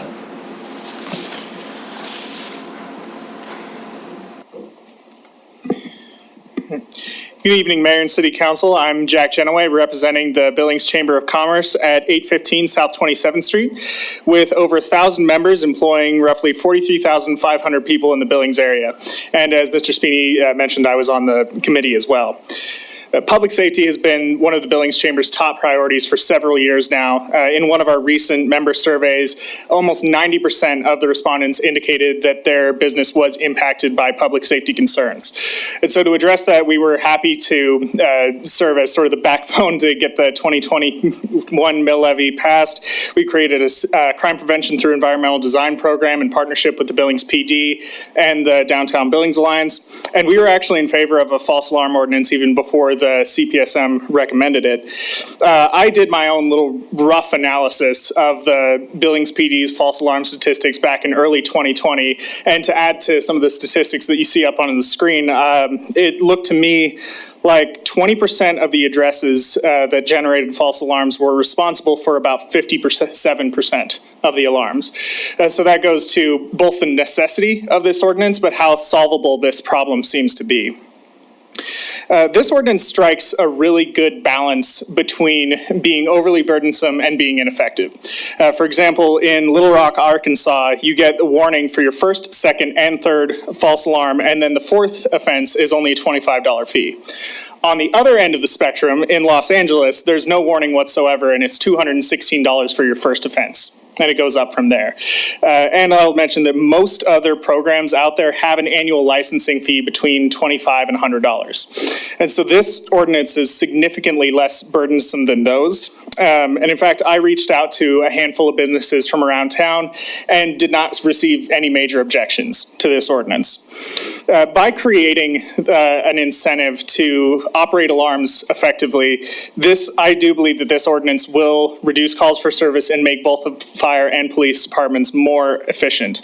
You'll be able to keep those expensive to operate engines in the stations more often and improve their readiness. You'll be able to reduce the extent to which police officers are running from call to call. You can reduce that saturation index that the CPSM report talks about and leave more time for proactive policing. And my hope as well is that this will make alarm systems more effective by increasing the likelihood that legitimate alarms get a timely response. Back when we were first looking into false alarm ordinances, we talked to a deputy police chief in Omaha, Nebraska, and he told us that after they implemented their false alarm ordinance, they, quote, did not even think about it anymore. They were able to render false alarms a non-issue in Omaha, and my hope is that with this ordinance, we will be able to do the same thing in Billings.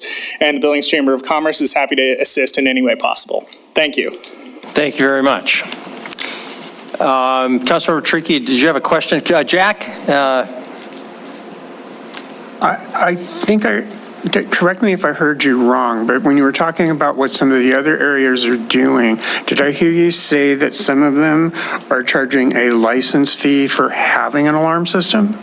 Yeah, and a lot of the ordinances that I've looked at, it requires alarm system owners to register their alarm with the city. And there's usually a fee attached to that. Sometimes it's a one-time fee, sometimes there's a renewal fee. In Los Angeles, for instance, I believe it's a $40 fee when you first register, and then there's like a $35 renewal fee every year thereafter. And that, I think that creates an administrative burden both for the alarm owner and for the city that we were able to avoid with the structure of this ordinance.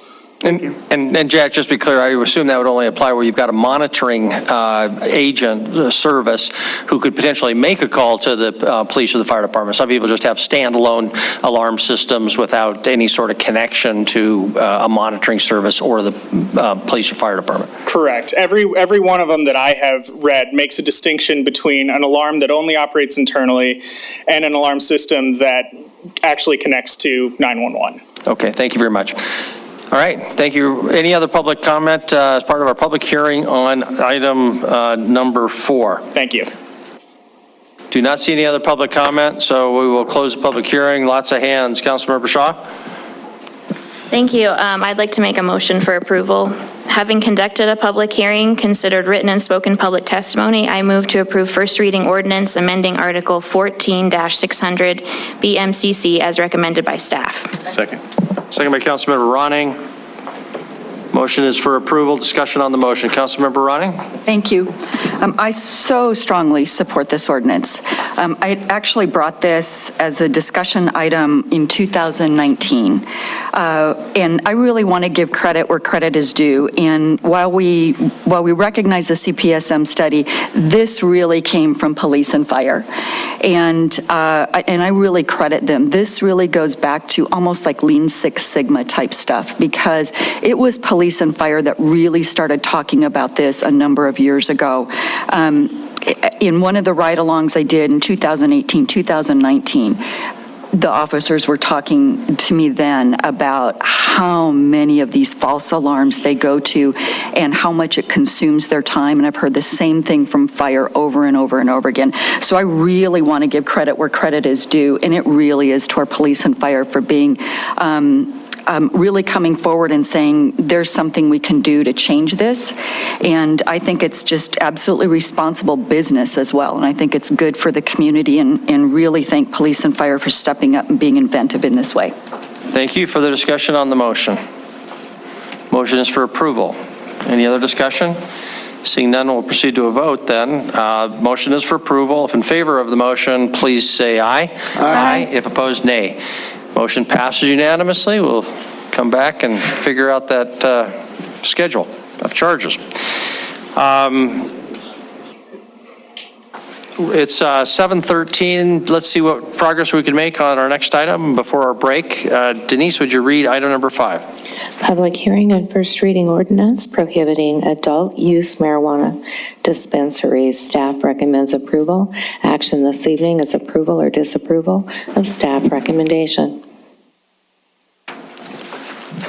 Gina Dahl, our city attorney, is our presenter this evening. Gina. Good evening, Mayor and Council. And I don't know if people can take the PowerPoint down, that'd be great. Thank you. So you are being presented with an ordinance tonight on first reading, and you will need to conduct a public hearing.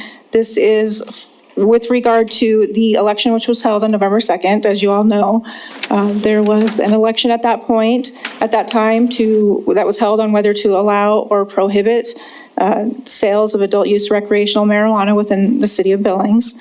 And as you know, the majority of the Billings voters voted against having adult use recreational dispensaries in the city.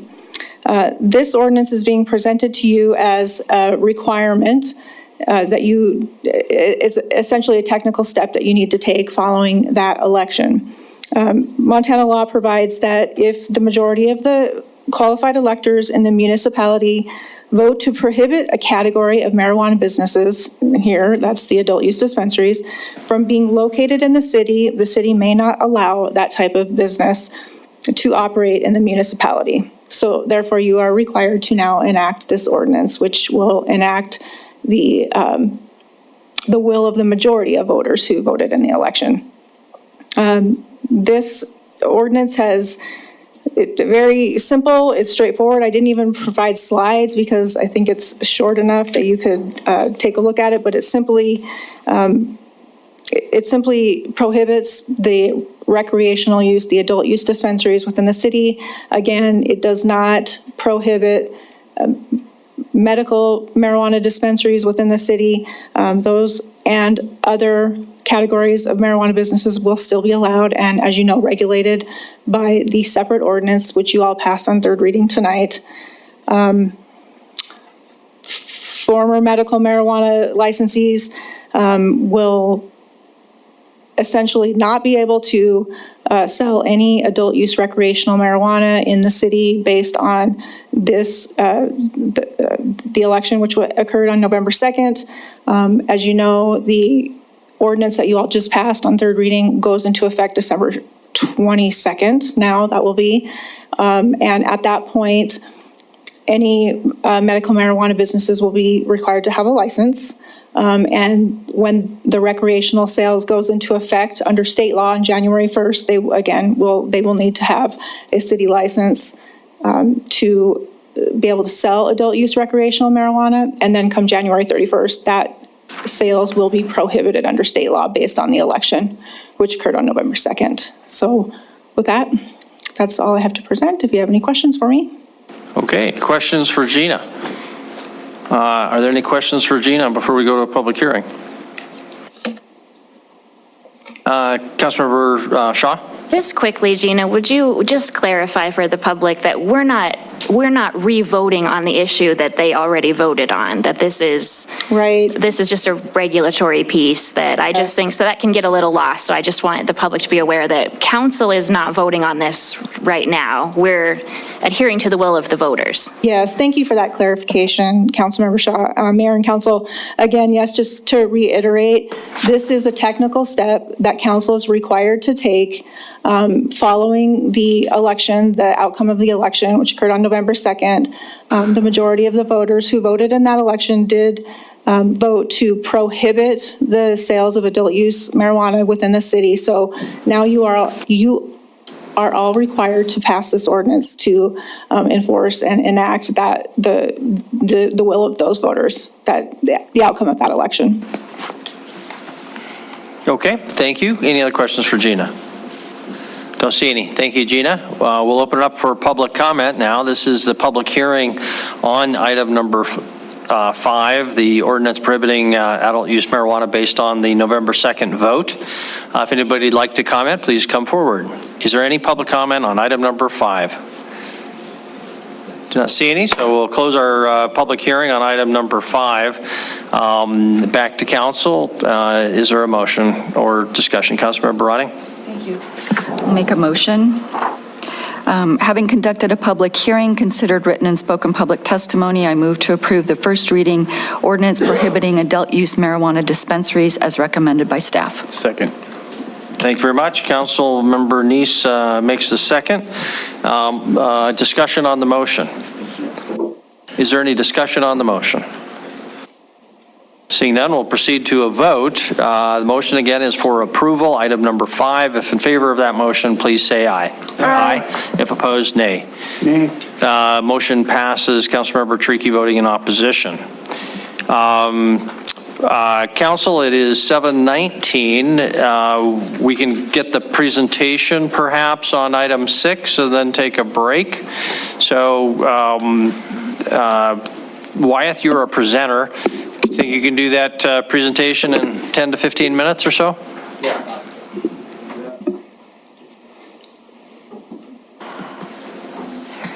Mayor, would you like me to read the description? Oh, yeah, I'm sorry. Please read item number 6, Denise. Okay. Tax increment financing assistance from South Billings Boulevard Urban Renewal District, SBIRD, to KSKC Properties LLC for improvements located at 3218 South Frontage Road up to, and that amount was incorrect in my description, but the amount is $362,525.46 is the correct amount. SBIRA Board recommends approval, and action this evening is approval or disapproval of SBIRA Board recommendation.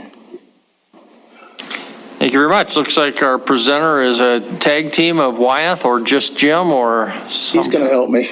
Okay, all right. Jim, if you'll introduce yourself, and you're our presenter. Okay. Well, good evening, Mayor and Council. This is a application for tax increment assistance for KSKC, which is otherwise known as Tim Compton. Tim is with us here in the chambers. Go ahead, Wyeth. Tim is the owner of Mobile Store with office space storage materials that he sells and leases throughout Billings. Go ahead. What Tim is seeking to do, and I'm just using Tim instead of KSKC because it's a little bit easier to say, he's seeking to develop 17 acres of land on the South Frontage Road and to relocate his property from just off of Midland Road over to that location. Tim purchased the land in 2015. As you recall, we recently annexed it into the South Billings Boulevard Urban Renewal District. Prior to that, it was used as a gravel pit, and I think prior to that, there was something related to pigs, some kind of a pig pit that was done there. The area that we're talking about on the South Frontage Road has incomplete infrastructure, specifically water, which is going to be handled in a separate TIF effort outside of this particular application. One other item to keep in mind is the Montana Department of Transportation is requiring removal of the old driveways that Tim has in there, and I'll show you this in just a minute. Does this work, the spotter? Okay. And so the amount of the requested tax increment assistance is $362,525. Okay, go ahead.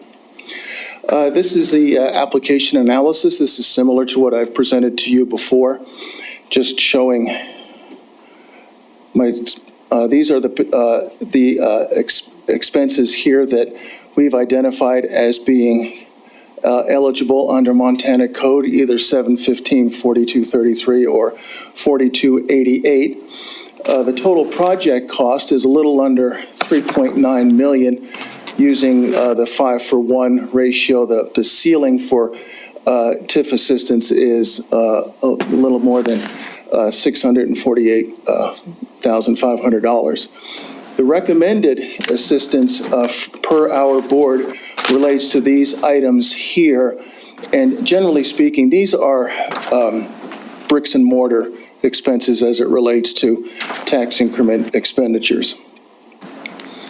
The payback period we're looking at, this is somewhat subjective, but the total project cost is about $3.9 million, and assuming about 80% of that will actually translate into taxable value, and then applying the commercial tax rate in the mills gets you a payback of about 8.9 years.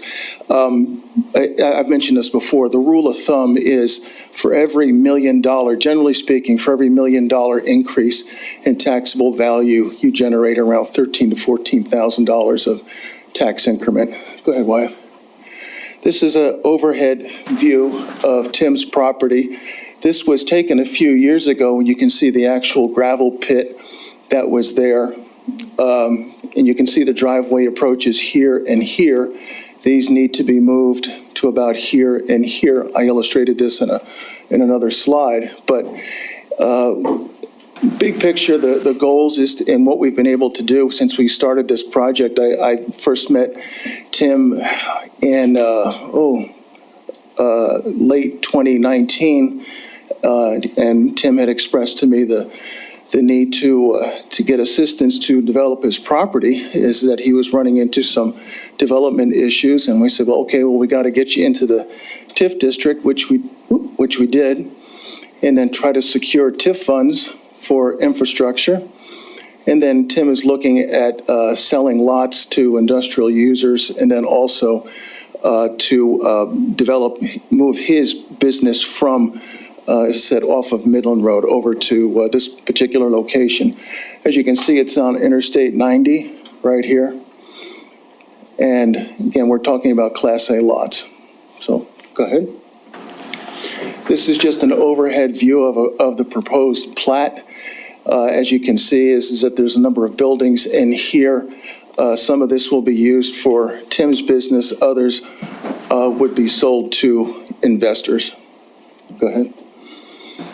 So the driveways here, just to give you an idea as to the large components of the expenses that we're seeking TIF assistance with, as you can see from here where the red arrows are, that's where the driveways currently are, and the Montana Department of Transportation is basically moving them to the east, and the estimated cost is about $196,000 to move that. Go ahead, Wyatt. The gravel pit, just to give you a before and after picture, this is what it looked like a few years ago. This is pretty well much what it looks like now. Go ahead, Wyatt. And then on the property there, as I said, it was a gravel pit. It was restored as per Montana Department of Equality of Montana DEQ standards. But the problem is, and I've tried to illustrate this, is that you've got the geotechnical assessment says that you've got some topsoil, but underneath it you've got chunks of clay, cobble, other kind of riprap that's in there that is creates a challenge with respect to settling. Tim is going to come up here and talk here in a little bit, and he can probably elaborate on that a little bit better than I can. So the intent here is to try to provide some TIF funds that would basically, remove that impediment to development in order for Tim to be able to do his project. So we're looking at approximately $100,000 to do that. Okay. Lastly, there is a required 10-foot wide separated path. This is essentially, I guess, a very large sidewalk that would be going in front of the property. This is not to be confused with, there is, at some point in time, Sabura hopes to help assist with the construction of the Montana, I'm not sure if I'm getting the name right, but the Montana Marathon Trail, that trying to circumnavigate the city. It may, my understanding, and I could be wrong, is that it could be going up here or it could be going back here. But for right now purposes, this is a requirement, and the approximate cost of that is about $66,000. Okay?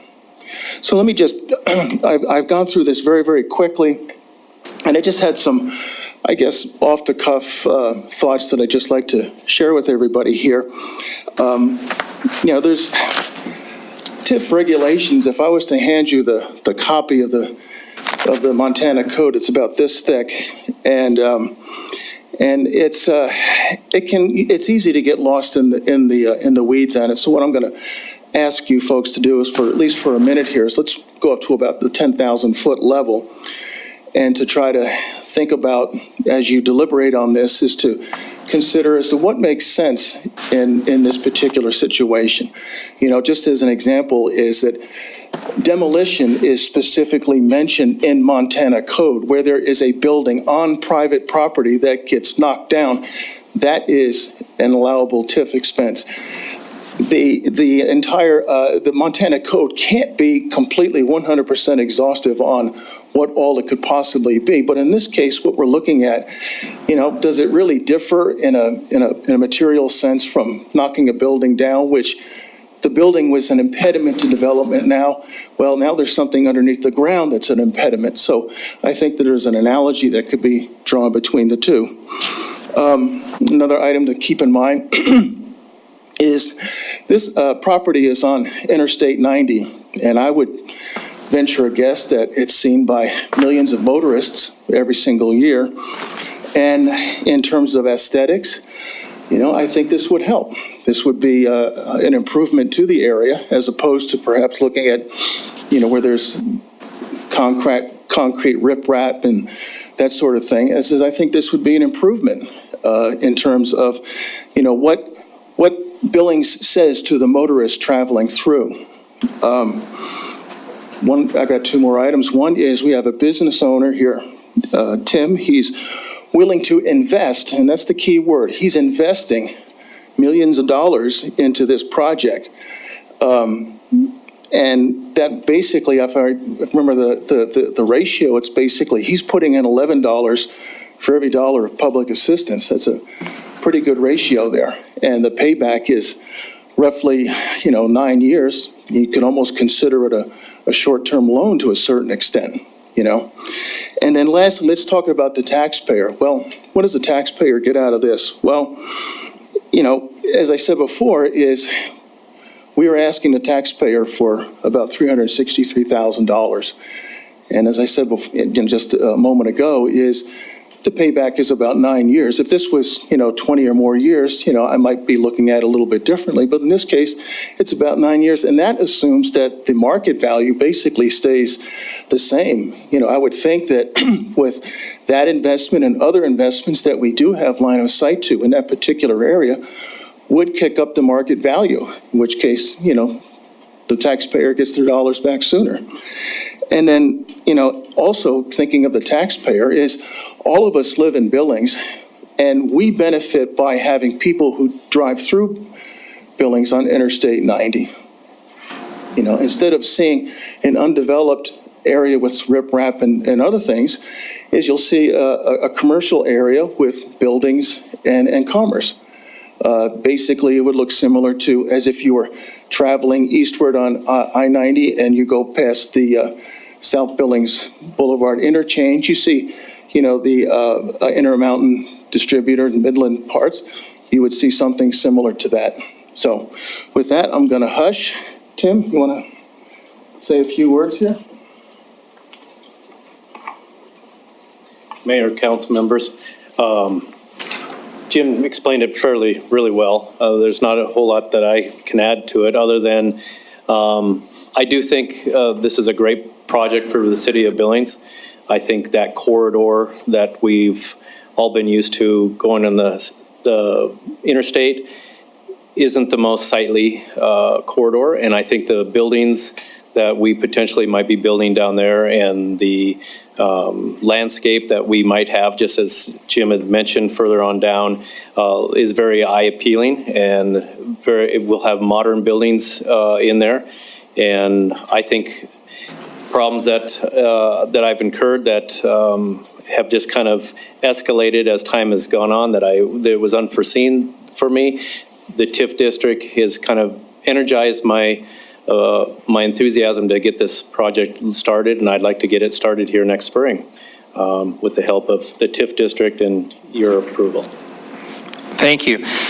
Council, I'm sure we're going to have plenty of questions, but rather than jump into those, which may go on for 10, 15 minutes, it's 7:34 now. Why don't we take a quick break, and we'll come back no later than 7:40, or as close to 7:40 as we can, and we'll continue with questions. And then there's no public hearing on this item, so we'll jump right to council discussion. See you at approximately 7:40.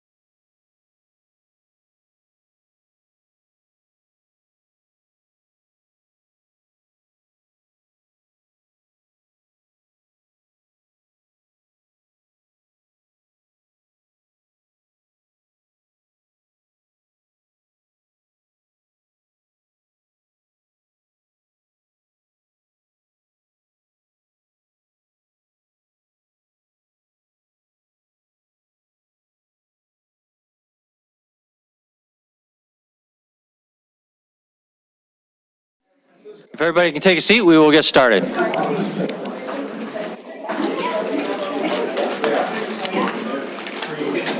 Thank you. You can take mine. I've been plugged in the whole time. Totally good to go.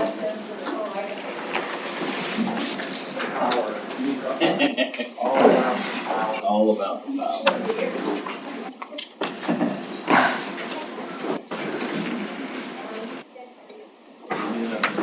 This one,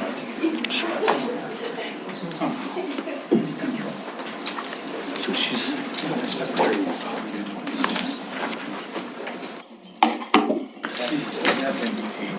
Okay, welcome back, everyone. We had just had our presentation by Jim Tevlin on item number 6, but have not had an opportunity to pose questions to him or the developer, Tim Compton. So at this time, are there some questions for Jim? Jim, if I can start us off, Kevin Nelson sent around an email and also made a presentation at the beginning of this meeting identifying some concerns about how the TIF application read, specifically calling out certain items that were for on private property, and his point was that they should only be for public infrastructure. Public infrastructure improvements are definitely allowed by our policy and by statute, but are there some, and so I'm not particularly concerned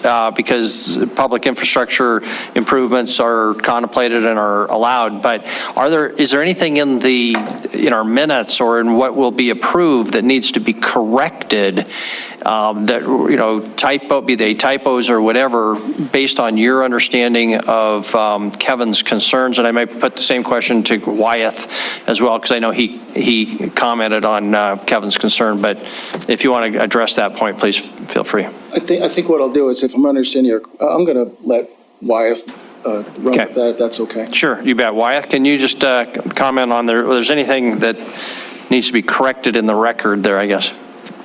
Mayor and council, I guess, so what I understand, I think, and I did provide an email back to the council earlier today just on this item regarding Mr. Nelson's email.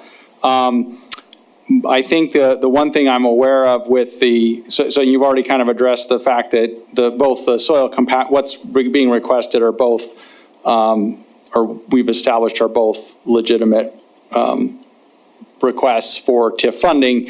There is in the table in the memo, it talks about, table 1 has drive approaches, and then it talks about the city TIF policy, section 1B, and then soil compaction 1B. There should be for the soil, there should be 1C that would be referencing to the portion of this TIF policy regarding private property, with the public benefit. So I don't know if that's what you're asking for that clarification. That's what I'm aware of in the memo. And then what I wrote in the response to regarding Mr. Nelson's email was just that the requests that were being asked for, the 2 items, fit in with what's in the policy regarding private infrastructure with public benefit.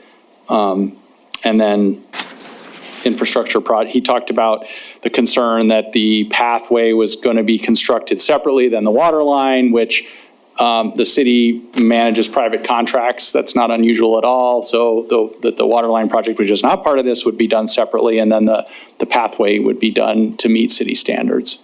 So I don't know if I'm answering your question, I guess, if that's. So if I'm understanding your comments, it sounds like through the benefit of hindsight, if we had a time machine, you'd go back and add the reference to section 1C of the tax increment finance policy, which references private infrastructure with public benefit. Correct. Yeah. So, I ended up with the 1B in there, and that's in that table in the memo. Yeah. Okay, and it's only in the staff memo that it's referenced or that it's a concern. So I don't know whether it's just with that understanding that's sufficient, or we should go back to the staff memo and we can do that kind of retroactively and add that reference. I guess if we can, why not do that? I don't know that it's critical, but it should have referenced, I guess, also 1C. Correct. Okay, Correct, just, yeah. I think I've established that record, Chris. Yep. And we're pulling it up so you can literally see, and as you say, it's in the memo for this evening. It also. I'm sorry, first we got Montana Code annotated. Yeah, the drive approach. So under the drive approach reference to the code annotated, it's cut off. It's 715-4288-4, and you see it says 5-42884. So several issues on the table that I. Okay, the table should actually reference 1C or maybe 1B and 1C, but should not exclude 1C. Correct.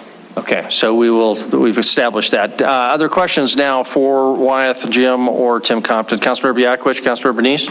Mr. Friday, and Mayor, I'm confused on that. And so I wanted to be clear that all three will be 1B and or 1C. And along with that, just are we going to clear that up before we vote on it?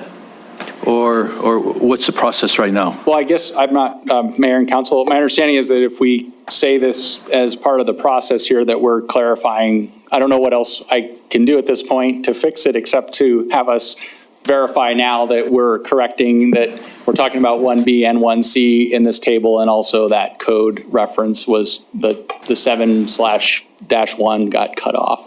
Yeah, we don't approve the staff report. We're just establishing the record here, and it'll be reflected in the minutes that the staff report table should also reference 1C. And having established that record, I guess that's probably good enough.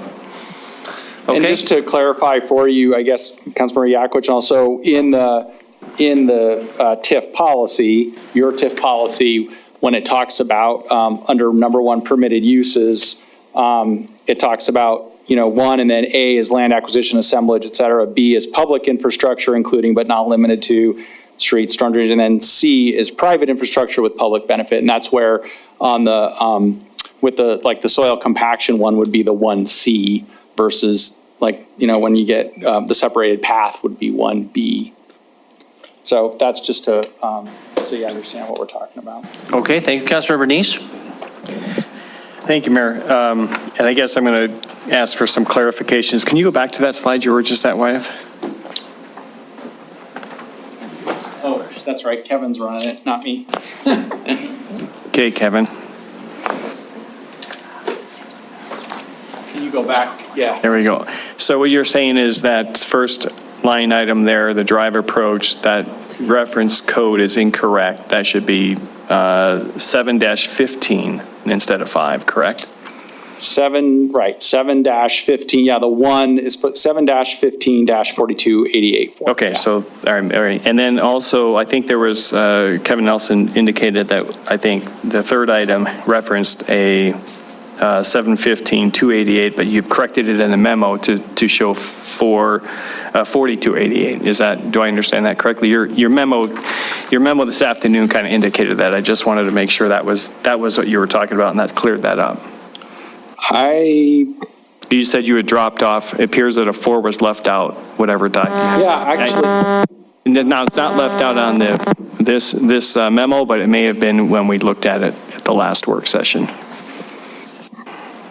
And Councilmember Bernice, Mayor and Council, so we're getting mixed up because that's actually not related to this item at all. That was Mr. Nelson's comments on the Jackson Development Project that was already completed on November 8th. Okay. And, yeah, and that was, I don't know where that information came from, but yeah, that was 715-4233, I and N, but that's not related to this. Okay, and then one last correction, if I understand, on the middle one, the soil compaction, you're adding a C after the B. Correct. There is no C in the first or second one, correct?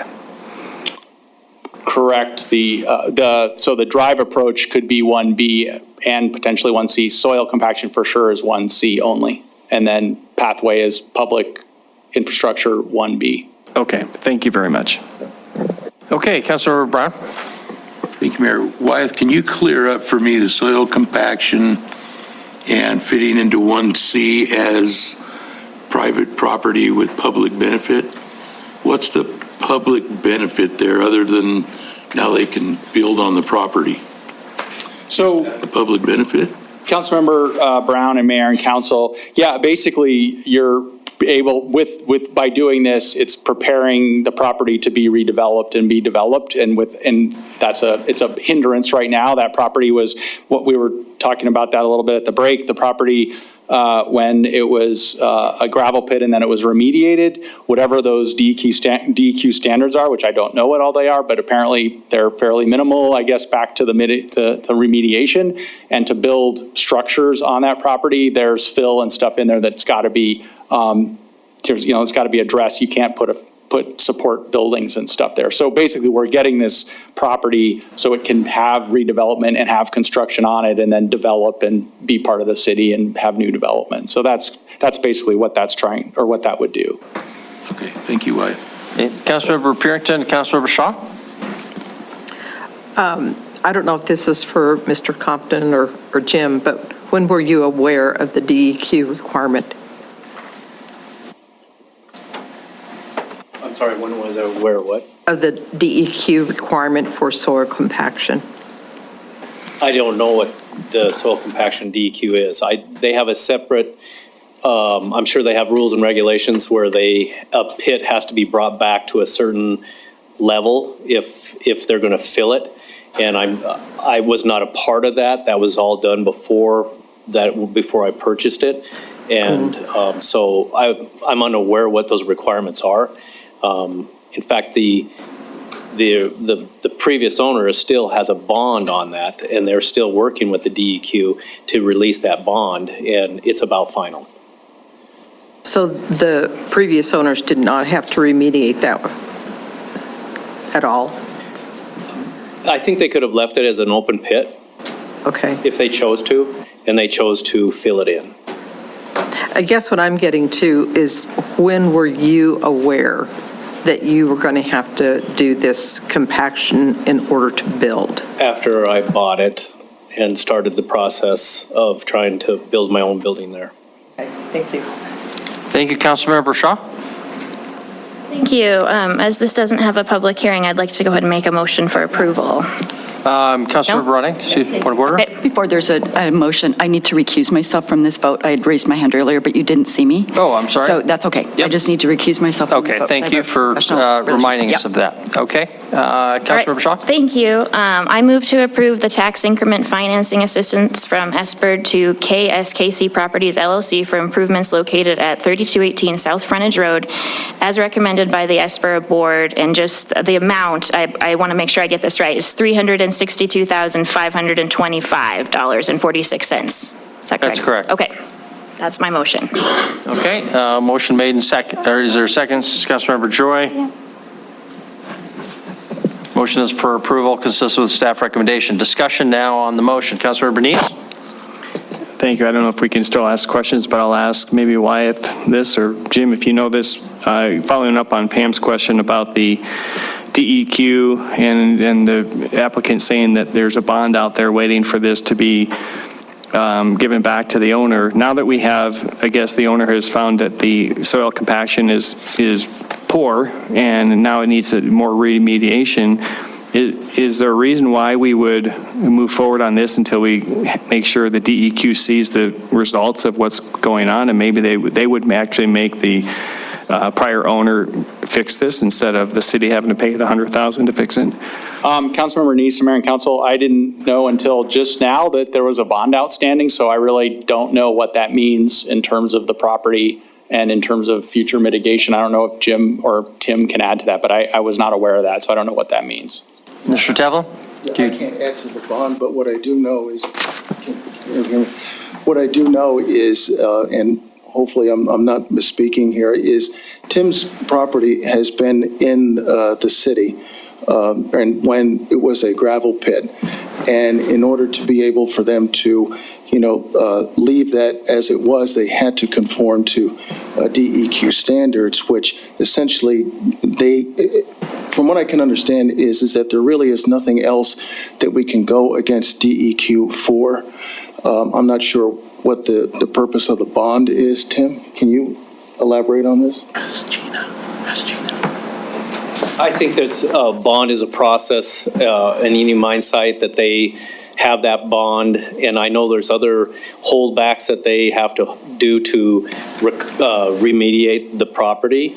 All the remediation has been done and approved by DEQ. I think the bond is the last, it's only $25,000, I believe, and it's the last step that they're just doing the paperwork on, and they've approved everything that is needed to be done, the grasses, the soils, the water testing, everything's been done and approved from DEQ. They just have that last little bond that they are in the process of releasing back. Okay. Mayor, may I ask one more question? Sure. Did you happen to provide the DEQ with any of your results, your testing of your soil to find out how the compaction was so poor? Point of order, Mayor. I think we've gone off quite deep into what the DEQ thinks, and we have absolutely no basis in fact to make any speculation on that. Thank you. Thank you. We'll make that, in theory, it might relate to what the actual costs here are, I guess. So, Councilor Bernice. Thank you.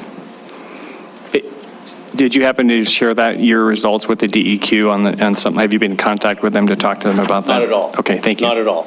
And they have their due process that they do to release everything, and I'm not a part of that. I am the new owner of it, and they keep me aware of it, and they're just about ready to finalize the bond and release it. Thank you. Okay, thank you. Further discussion on the motion, Councilmember Joy? Thank you, Mayor and Council. I won't bother by reading you the Montana Annotated Code, but it clearly states in there that redevelopment, urban renewal should address issues of pollution, environmental damage. All of these things are mentioned in Montana Annotated Code. These are all legitimate uses of public money, and as the state code does tell us, it should be led by private industry, by private money. So to me, this application is consistent with everything that I read in the code. Thank you. Thank you. Mr. Compton, can I ask you a question? This is a softball, so get ready, you hit it out of the park. But the two trails that are slatted for this property on the river, or I'm sorry, on the frontage road, especially if well-designed and landscaped, could be just a spectacular feature for somebody driving along to see that pedestrian and bike activity. So thank you for participating in that. But then also, this property has an easement that was granted by Knife River on it for the South Trail along the river, which could connect Riverfront Park with the Western Sugar property. And that would be much more scenic. You wouldn't have Peterbilt trucks on your edge, I hope, down there anyway, unless something's gone badly awry. So I just asking you, when time comes for development of that southern trail, are we going to get your help? So to answer your question, yes, and Jim was a little confused. So there's what the city is requiring, a multi-use path out front. And what you're referring to is there's an easement along the back, along the river, that is for the bike. Recreational trail. Yes. Yeah. And that easement is there, and it's going to happen. Okay. Very good. Thank you. Okay, for discussion, we do have a motion on the floor. Councilmember Yakovich? Well, I know Mr. Kukulski wanted to say something. I just wanted to support the motion, but I also want to thank Mr. Nelson. Whether he had a big impact on the changing here or not, I appreciate people like him who come to the council and one of our watchdogs, so I give him credit for helping us out. Thank you. Chris, was there anything that you had? All I was going to add is that DEQ, from what I've seen, and I'm no expert either, but DEQ is not looking for compaction of soil. They're looking for environment. It's been quite common. I've seen projects over the years that the previous owner, be it the gravel pit or whomever, did their backfill and they satisfied their bond relative to DEQ, but that didn't mean you could turn around and build a building on the site. So the two may and probably are different things from each other. Thanks. Councilmember Tricky? I just wanted to expand on that comment. The environmental regulations are to return the use of the land to the previous use of the land, which in this case was probably a pasture or something like that, which does not contemplate, anything being built on it. Sure. Further discussion on the motion? Any further discussion on the motion? Before we proceed to a vote, looks like we will vote then. So the motion is for approval consistent with the staff recommendation. If in favor of the motion, please say aye. Aye. If opposed, say nay. Nay. Voting in opposition from Council Members Ewald. Any others? And Councilmember Neese. All other council members voted in agreement. Thank you very much. That concludes item number. Oh, and Councilmember Ronning did not vote. Thank you. Pointing that out. That concludes item number 6. Denise, would you read item number 7? Yes, City Administrator's Annual Performance Evaluation. Okay, thank you. For any members of the public in the audience, this meeting actually started at 4 p.m. You were late. Council was here. We opened it up for the public only to then adjourn into executive session. At that time, I indicated that pursuant to Montana state law, where there are items of personnel evaluation and the person claims that right to privacy, they have the right to have that evaluation done in private. So we adjourned consistent with our usual practice a little after 4 o'clock and went into executive session. During that time, we then met to discuss our city administrator, Chris Kukulski's annual evaluation, and we went over some strengths, some areas of improvement, and compensation. We agreed that I would then come back and give a brief summary, emphasis on the brief, for that meeting that lasted about an hour and a half. In the area of strengths, the council was very appreciative of everything that Chris has done. And not just Chris, but his department heads, Gina's here, Wyeth is here, Chief St. John, Chief Valdez, other supporters, Kevin Iflin, in going to the public and providing information on the second, and before that, the first public safety mill levy, both of which were passed by very substantial margins, largely because of the great effort of those staff members led by Chris. And so council expressed their appreciation to Chris for his great efforts on that. We also recognized his achievement on helping to pass Project Recode, which is the first rewrite of the zoning code in roughly half a century. And although Chris did not initiate that, he brought the train safely into station, where it will continue to get tweaked going forward. And that was a big heavy lift, not again just by Chris, but by his staff. And that's a common theme throughout this is teamwork and Chris's leadership. But I also want to recognize not just Chris and staff, but the role of the city council on all of these items in working together to bring a lot of achievement over the last 12 months and before that. Included in that list of achievements was the passage of the spa and massage ordinance, which is already seeing productive fruit in several of those businesses not being relicensed, going out of business. The regulation of marijuana, which has hit us by storm in the last few months. Billings continues to be the leader in those efforts. Many other cities are playing catch up and scrambling to figure out what Billings has been doing the last few months, and we're ahead of the curve, and that's again because of the hard work of city staff under leadership of our city administrator. Also, we appreciated his ability to communicate with the public when there were emergencies like rocks falling off the rims or the BBWA canal potentially breaching. Chris has always been great in communicating with media and the public.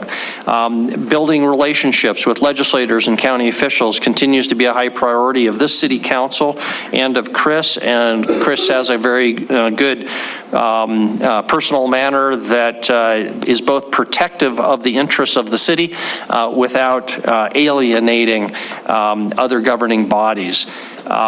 He helps us to prioritize our top priorities and has increased the confidence of the city in city government over the last year, I believe, and the members of the council believe, through empowering his city staff. He has helped us get more done. And a good example of that was the great work that Kevin Iflin, our Assistant City Administrator, did in steering us through the investigation process for new city office space and the acquisition of the Stillwater building. And we appreciate his efforts and Chris's efforts to empower top staff to get all those things done. And then lastly, oh, by the way, there was a global pandemic that happened or continued in 2021, and Chris has weathered that storm along with the rest of us, and I think we've come through COVID-19, although we're not through it, but we continue to weather it about as well as could be hoped. Chris has helped keep our employees healthy, most importantly, our citizens as healthy as possible, and has developed good relationships with, again, his department heads as they weathered the COVID storm in their individual departments. It's not to say that we didn't identify some areas of improvement.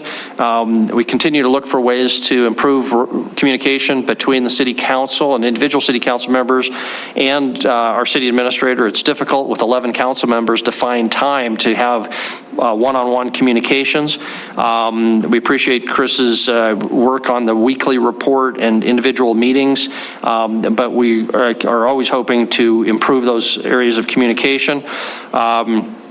We recognize Chris's strengths in having opinion and vision and sharing those with the council. That's critically important. The other side of that sword, and different council members will see this as in different ways depending on the day of the week, but sometimes maybe that could be read as trying to influence city direction too much when the necessary deference has to be given to the city council, which is the ultimate decision-making body. We encouraged Chris to continue to involve city officials when there are meetings with other elected officials, and to continue to provide that communication, those weekly reports. And we recognize our need to work on our relationship with city staff and defining that line between micromanagement on the part of the city council or avoiding micromanagement and sticking to levels of or issues of policy. And that's a difficult path to define sometimes, but we discussed about that. We then moved into the area of compensation and decided that Chris is well deserving of an increase in his compensation. We wanted to make sure that Chris did not fall behind other city employees who have enjoyed or will enjoy going forward based on our union contracts with the Teamsters and non-represented employees, a 3% cost of living increase. And so we agreed to increase Chris's compensation by 3% in the next year. We also felt, though, that didn't exactly capture the achievements of the last year, and we wanted to send a message of appreciation for Chris's very hard work and competence and professionalism and commitment to our city and to this and to his staff and to the city council. And so, although it doesn't add up to be a whole lot of money, we wanted him to at least take a nice in-state vacation some weekend. and bring his family along. And so the council is going to authorize a $3,000 thank you bonus to Chris for his efforts over this past year. And more important than the money is just our sincere appreciation for the great job that he's done over the last year. So with that summary, hopefully I've hit the high points for the rest of the council members. And there is no public hearing on this item. Chris, you'll be glad to know. What I'm a little uncertain about is whether we need a formal motion at this point. I guess we probably do to work that into a budget amendment. Can we do that now, Chris, or do we need to have something come back to us at a later date? So no, I would, or the answer is yes, there needs to be a motion if you intend to adjust my salary and what you just talked about. So if there is a motion and ultimately it passes, then it will become the case. I don't believe it in and of itself will cause a budget amendment, but if it does, it'll be a part of the set of a budget amendments we bring to you in January with the implementation of the public safety mill levy that passed by the voters. So it is critical you take a vote. And it was advertised this evening that you would consider compensation. And after that vote, I would love to just have a few words to say, but I'll wait for you to decide what you want to do officially. We'll definitely give you that chance. I saw a couple of hands here. Councilmember Yakovich, I saw your hand first. Yes, Sean, I'd like to make a motion to increase Mr. Kukulski's pay by 3%, as well as give him a $3,000 once bonus for his work. Thank you very much. And Councilmember Ronning had a second there, so hopefully the motion is clear. Discussion on the motion. Councilmember Bernice? What's the effective date of that? Is it now? Ask the movement. Chris, I guess your anniversary date was the middle of November is when you started, is that true? January. Veterans Day was my first day. It's always easy to remember. It's Veterans Day and my father's birthday, so. So as Veterans Day 2021. Okay. So effective Veterans Day or whatever is closest to that of this year. Okay. That answers your question. Thank you for making that point. Any further discussion?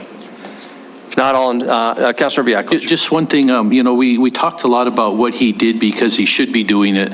And I think a majority of us really agreed that he did go beyond the call of duty in his work. I have noticed him working and talking with people in the community beyond the call of duty, attending events that were not necessarily directly related to the city council and hours when it wasn't part of his time. And that, to me, is a true leader who leads not only the city or helps lead the city, but is part of the community and rolls up his sleeves and being willing to dedicate time outside the parameters of a city administrator. I didn't mention that in council or private, but I really admire that of you, Mr. Kukulski, and I just want to thank you for that. Thank you very much. Councilor Ronning? Thank you. I just really want to emphasize and encourage the public to really know and understand. So one of the big things that has happened in the past year, which has not happened previously, and it's been one of the things we've been discussing for quite some time, and I think it's one of the biggest step forwards that's occurred, and that's the conversation that's happening between the city government and the state government. And that's something that I think needs to be improved upon by both parties, but that is absolutely critical to the well-being of our city, is having the state government involved in conversation with city council and with the city administration. And Chris, you've facilitated those now 3 times. And so thank you. That is not an easy thing to do, and you have done that very well. So thank you very much. Thank you very much. We'll proceed to a vote then. If in favor of the motion, please say aye. Aye. If opposed, nay. Nay. Okay, voting in opposition, Councilmembers Ewald and Purington. All other council members voted in favor. Chris? If I could just say, and I can't thank you enough for the comments and the feedback. None of this is possible, and I appreciate your recognition of it, without a great team of directors, and they all have teams. There's 1,000 people who work for the citizens of Billings, and so I'm appreciative of their work and your recognition of their work. I'm humbled and appreciative by the salary adjustment and the bonus. Thank you. And I know not all of you, there are 11 of you, not at all times. I have ways in which I can and need to improve, and I appreciate the honest feedback. That's why I've learned earlier in my career that if you don't go into a closed executive session, you're not going to have an honest conversation. So I realize not all of you are equally satisfied with my performance, and yet I'm, I guess, mature enough now and done this long enough to know that I'm not always going. I know that it's not going to be possible to have all 11 of you who have very different perspectives on things always happy, but it is my goal absolutely to serve you professionally as your city administrator. And I thank you for that opportunity. I appreciate the opportunity, and I appreciate your vote of confidence and your trust in me in getting to work with this great team of 1,000 public servants. So thank you. And thank you again. Brings us then to public comment on non-agenda items. If anybody would like to comment on something that was not on our agenda tonight, this is your opportunities. Please tell us your name and address and keep it to 3 minutes. Handout, please. Sure. I'll gladly help you. I'll read one. Kevin Nelson, 4235 Bruce Avenue. This has to do, so I don't run afoul of the mayor here in the council with my non-agenda, so we're just going to go back to the 8th of November. I understand the typo at 7:15, 233 I and N. I get that. So let's put a 4 in front of it. So now in front of you have the proper statute. 7:15, 4233. Powers which may be exercised by urban renewal agency or authorized department. In the event a local government makes the determination provided in 7:15, 4232, which is above, the local government may authorize the urban renewal agency, department, or other officers of the municipality to exercise any of the following urban renewal project powers, and that's where you would have found I and N. Well, let's go up to 4232. Authorized to assign urban renewal project powers to municipal departments or to create an urban renewal agency. When a municipal has made the finding prescribed in 4210 and is decided to have an urban renewal agency powers exercise as specified in 4233, number 1, such urban renewal project powers may be assigned to a department or officers of the municipality or to an existing public body corporate. 2, the legislative body of the city may create an urban renewal agency in such municipality to be known as a public body corporate or to which powers may be assigned. Well, whose powers have you assigned tonight to authorize this funding in 7:15, 4233 that was mentioned actually tonight and 2 weeks ago? It doesn't say there isn't a magical number 3 that says you can have a private nonprofit. It says a public body corporate. So which department has this body authorized to exercise these urban renewal project powers? Because this is the only choice you have. You don't have any authority within the statute to have a private nonprofit with urban renewal project powers. If the agency or the exercise or the department, it's up to them to hold the hearing to determine if the appropriate amount of money is justified in the urban renewal project fund, as I see it, which would have to be the planning department. Why didn't the planning department hold the meeting? It doesn't say that South Billings TIF district can authorize to do anything. But in doing so, you have to authorize the department as specified in the statute. Sort of hate to be a stickler about this, but that's what the law says. And you ought to follow the law. And so I would say, I think you need to state upon the record of which authorized department you have authorized to exercise these urban renewal project powers. Because I don't see them. Thanks. Okay, thank you. Gina, we won't put you on the, in the spotlight tonight, but it's obviously a legal question whether all of our TIF organizations qualify in this way, and if it's consistent. I think it's the way it's done around the state, so I'm assuming we don't have a problem, but it's certainly something that we should get back to Mr. Kevin and us on. At least that's my opinion. So if your boss agrees, I'm not allowed to give you any direction, but I'm just saying, Chris, that would probably be something worth looking into. Okay, any other public comment on non-agenda items? Please come forward. Good evening, Mayor and council members. Terry Todd, 135 Monarch, Billings. So tonight, I know that council members Yakowicz and Chiriki have put forth an initiative, and it pertains to sober living and the possible regulation of such. So there is lots of conversation about this. It is absolutely impacting our community. We know that right now what the DPHHS just put out an RFP, and they state that Billings has 34 sober living homes. I don't believe that that is correct. I think it's probably twice that number.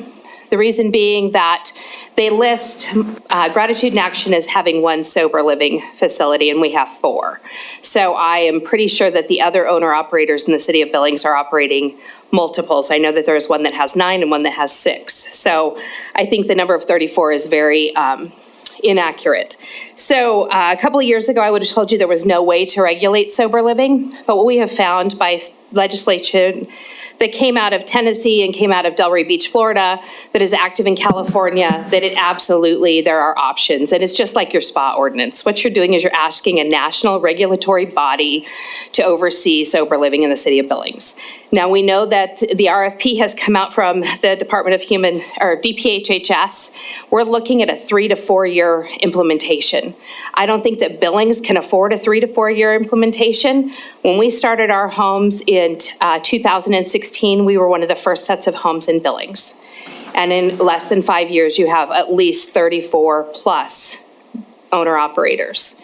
And with the pay to play and all of the things that are happening, there's a lot of really interesting information out there. And so I would just ask the city council to please pass the initiative, get on the record that you support this, so that as legislation comes down the road, we're in line for it, and that we can protect the people who are living in these homes, we can protect the neighborhood, and we can help our safety as well. If these homes are unregulated, if they are not overseen by any kind of a body, there is no sorts of rules, regulations, there's no licensing or licensure, I would be willing to bet that we might be the only home that is attached to a national regulatory association at this point. All of our homes are inspected, they're insured. We have an open door policy with the police, with probation and parole, and I would just like to see that across the city. I think that it's necessary. So thank you so much. You guys have done great work with the spa ordinance. We've done a lot with marijuana. I think that this is something we have to get on the radar. So thank you to council members Yakowicz and Chiriki for being at the forefront of this, and I just ask you to please pass this initiative. Thank you very much. We don't hear a lot of businesses coming forward saying, please regulate us, but it can happen. Dear Mayor and Council, Catherine Card, 2815 4th Avenue South. Numerous times in the past 11 months, I have written and spoken to you about the lack of integrity and accountability of the Billings Police Department, as I've experienced, and in their handling of the December 6, 2020 Road Dog Toy Run. The incident arose at a large procession of hundreds of motorcycles, and it was not permitted as required by law. It was unruly and it was uncontrolled, and it involved members of a local motorcycle group as well as motorcycle gang. I know you're all busy and writing down different things, but what I have to say and what I've tried to say this whole year is pretty important, so I would like your attention if I could get it.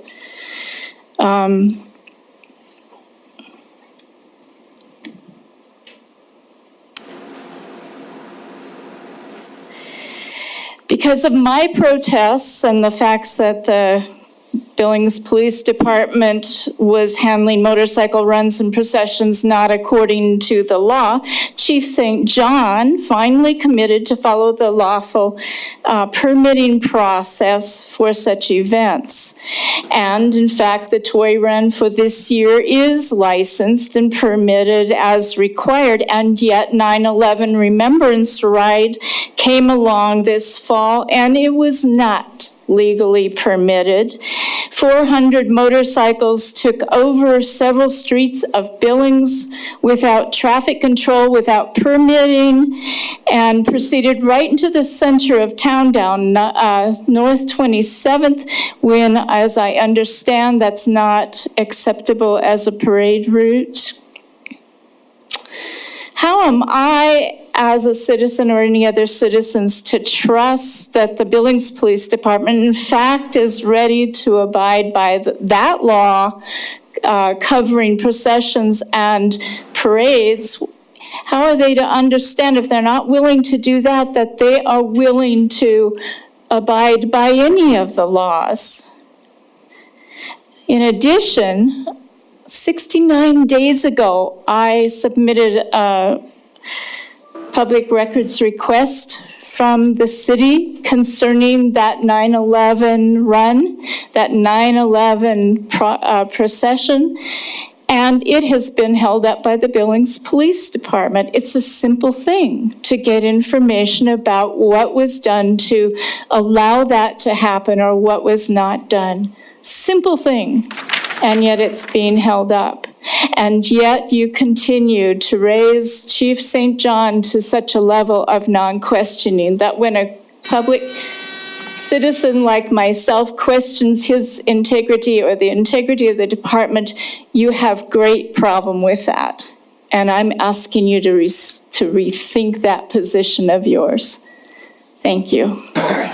Thank you. Any other public comment on anything that was not on our agenda this evening?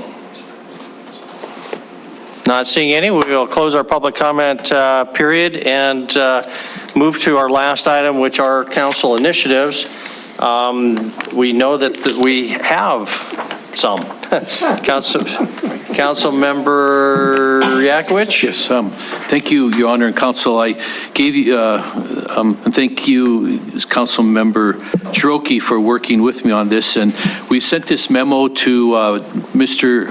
Kukulski, and I believe it was passed on to Gina Dahl and others, as well as you as council, but I hadn't put a copy in front of you. So the first one is initiative for the future council to work on a COVID-19 memorial, some type of memorial in honor of those who passed during this pandemic, not asking for a whole list of names of all the people who passed, but generally a basic a memorial to be placed in the Justice Center in the years to come.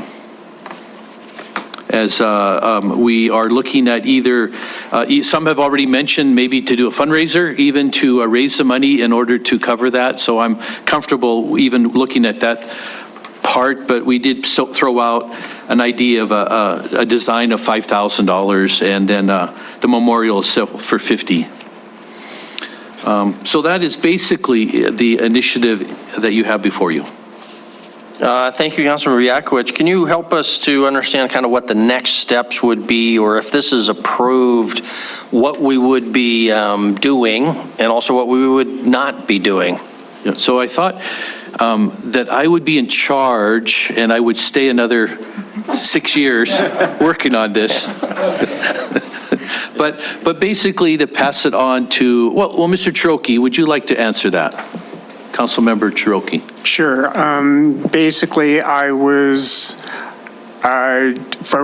my mind, what we would do is we would pass this off onto facilities manager Jessica Iverson, and that would just become another thing that needs to be considered and put into the checklist for the new building.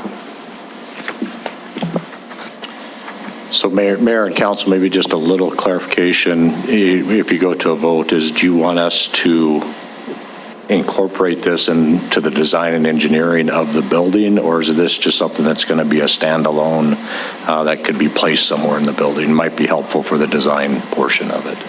I would think you're under a standalone, not to make it complicated. Would that be less complicated, Mr. Iflin? Oh, yes, it would. Okay. Yeah, we don't have to take up the whole south side of the building or something like that, but, okay. And obviously, we would be looking for staff for direction on what options would be. So some other hands, Councilmember Running? Thank you. I think the thought behind this and the intent is really nice.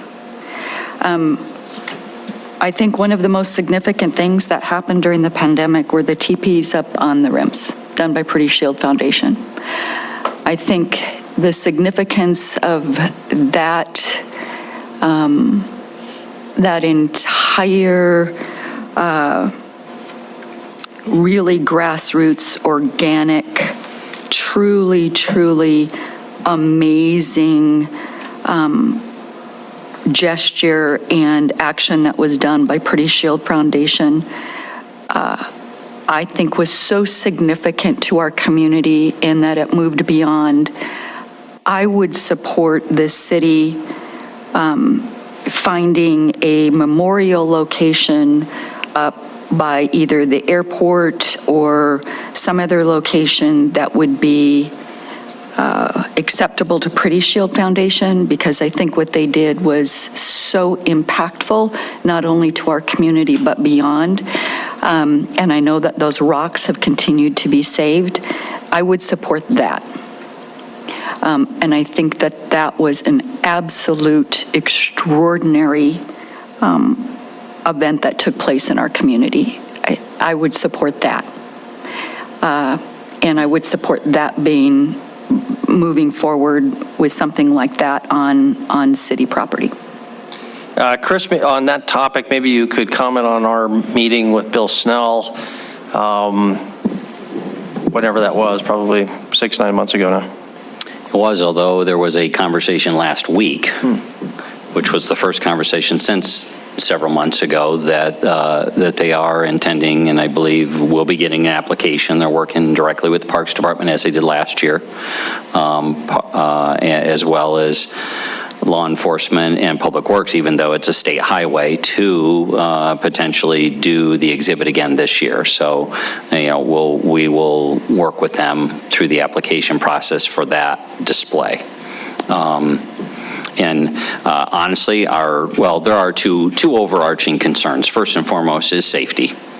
It was such a popular display, and it is a state highway or an extremely busy road without street lights, and very easily someone could be parking on the north side and cross that road in front of someone driving 55, 60 miles an hour. So that's why we're going to do some things to try to improve the safety, and long-term, the conversations about 6 months ago were contemplating even better locations or other locations around town. So as a city, we're administratively, we've embraced the fact that it was so well received and started a trend around the country, apparently.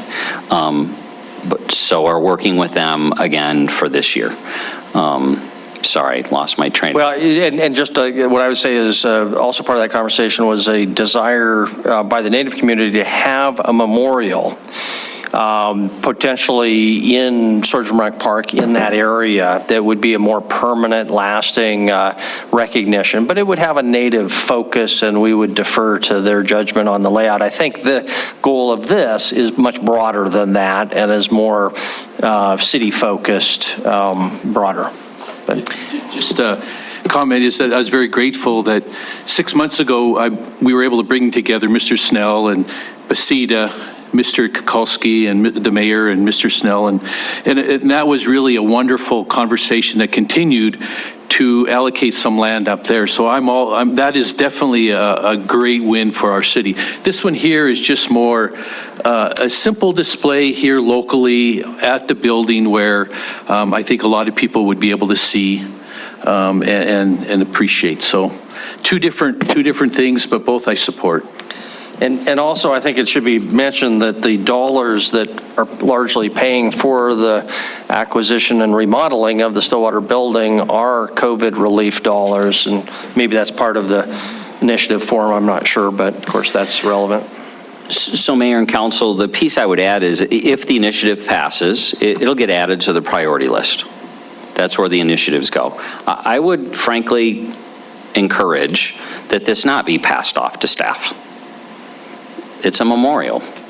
Staff needs to be involved in it, but really someone on this council or several people on this council can be the lead in helping our community figure out what the proper memorial is. And I would ask the staff and our facilities department be involved, or Kevin would be involved, since he oversees that. But honestly, from a workload standpoint, and more importantly, from a community standpoint, I would ask frankly that the future council or some council person or citizen really help lead that it not just be passed off. Thank you. Councilmember Neese, Councilmember Purington? Have we got a second? I guess he made a motion. Was there a second? Councilmember Yakowicz, and was there a motion? Councilmember Yakowicz, you made the motion, and was there a second? I think you should have the privilege of it. So yes, there's a motion, Okay. second. Now that there's a motion on the table, I guess I don't disagree with Chris on that. I think that it is a council initiative, and just like we did with the USS Billings, there was a committee formed, and there was a lot of volunteers put together, and they did it. And so I would think it'd be something like that if we were going to move forward with that. I agree with Penny. I mean, there's lots of different memorials. As soon as we start getting involved in memorials, there's going to be someone else who comes up and wants to put up a memorial here for this or for that. And I am not so sure I support this yet. And so I guess that's where I'm at on it. But I don't like the idea of the city getting involved in spending the money. And if we're going to do something, then we're going to have to open it up for other memorials, maybe in that building or other areas around the city that we'd have to start considering. Important consideration. That is what is happening on the lawn of the courthouse, for example. Councilmember Purington. Thank you. And I appreciate the sentiment as well for both council members Yakowicz and Shariki. I agree with Penny and Councilmember Neese. I should have said Councilmember Ronning, sorry. But the point is that, and I hadn't thought about the teepees, and that was a great one, but we have, is it the angel tree every year down at the courthouse for, well, we have some for domestic violence, we have some for victims of drunk driving. So there are a lot of memorials. And when we look at this and we look at the Stillwater building, that was a city purchase. And when we look at the residents of Yellowstone County, so I would think that this would be something that if you wanted to move forward, that it would also be in conjunction with Yellowstone County. And then you also mentioned the public health and medical staff. That too would include the county. So I would not, it's my understanding of what you're wanting to do, that I would not want it to go into the Stillwater building. I think if it's some sort of citizens' involvement, that they want to do the fundraising and then they come to council and ask permission for, some place to put it. But I just don't think at this point that we can designate that. There are a lot of people that die every year from very unusual circumstances. And so that's my opinion, is that I would not support this initiative at this point. Councilmember Brown, Councilmember Shaw. I really like the idea, but in my opinion, it's early. We're not even through the COVID crisis yet. Who knows, there may be another strain. The numbers after the fact were worse than the original that we shut the whole country down for. I like the idea, and I think it was a huge, impactful, catastrophic event for Billings and Yellowstone County. Certainly the most impactful I know of. We lost a lot of great people over this. So I don't disagree that that we should somehow recognize that. I don't think it needs to be a city council. I think it can be, really spread out amongst many different entities. The hospitals included, everybody was impacted by this. So, I'm in agreement, but I think it's too early. I really do. I let the thing run through first. I get kind of emotional about that because I think we're jumping the gun here. This isn't over yet. Thanks. Thank you very much. Councilmember Shaw? Thank you. I was just going to add that my sense of this, and I could be wrong, is that we could do this without listing the exact number of people that have died and make it more of a general memorial, just with the words, to all who have lost their lives via COVID-19. And then, I think, but to me, the piece that's important is acknowledging that we were able to buy that building because of the federal CARES Act money, which we would not have had. So to me, that is a synergy that I like the connection there. So I support this. I would be one who would be willing to serve on a fundraising committee or help, raise the dollars privately. And then to Councilmember Rowning's point, I think we also need to be involving the Native community. But to me, these are kind of two separate issues. That's how I'm seeing it. Thank you for the discussion on the motion to approve this initiative. Councilmember Tricky. I just want to say that, this is an initiative. This is an initial form for trying to get something going. To me, the important point is that we recognize the need to do it and we make sure that we set aside whatever resources we're going to need at some point in order to do it, and a space in a building which will hopefully be with us for a very long time. And we sadly, are paying for it partially because of this pandemic. And that connection, I don't think, should be lost. I'm not trying to tell you what it looks like. I'm not trying to tell you who's going to be on it. I'm not trying to tell you what organizations are going to be involved in putting it together or anything like that. What I'm trying to ask for is that the city of Billings be one of those organizations. Thank you very much. Councilor Biakovich. Just the one last part of it is, even if the initiative passed, we're not going to get this done for a couple years. So it's not going to be a rush job. The second thing is, as Councilmember Shaw mentioned, it is intended for not just those who pass, but can be used to honor those first responders or nurses and doctors and others. So, and I like the idea of helping form I'd be willing to be Joe Citizen or Mike Citizen to be part on that, as I was with the USS Billings.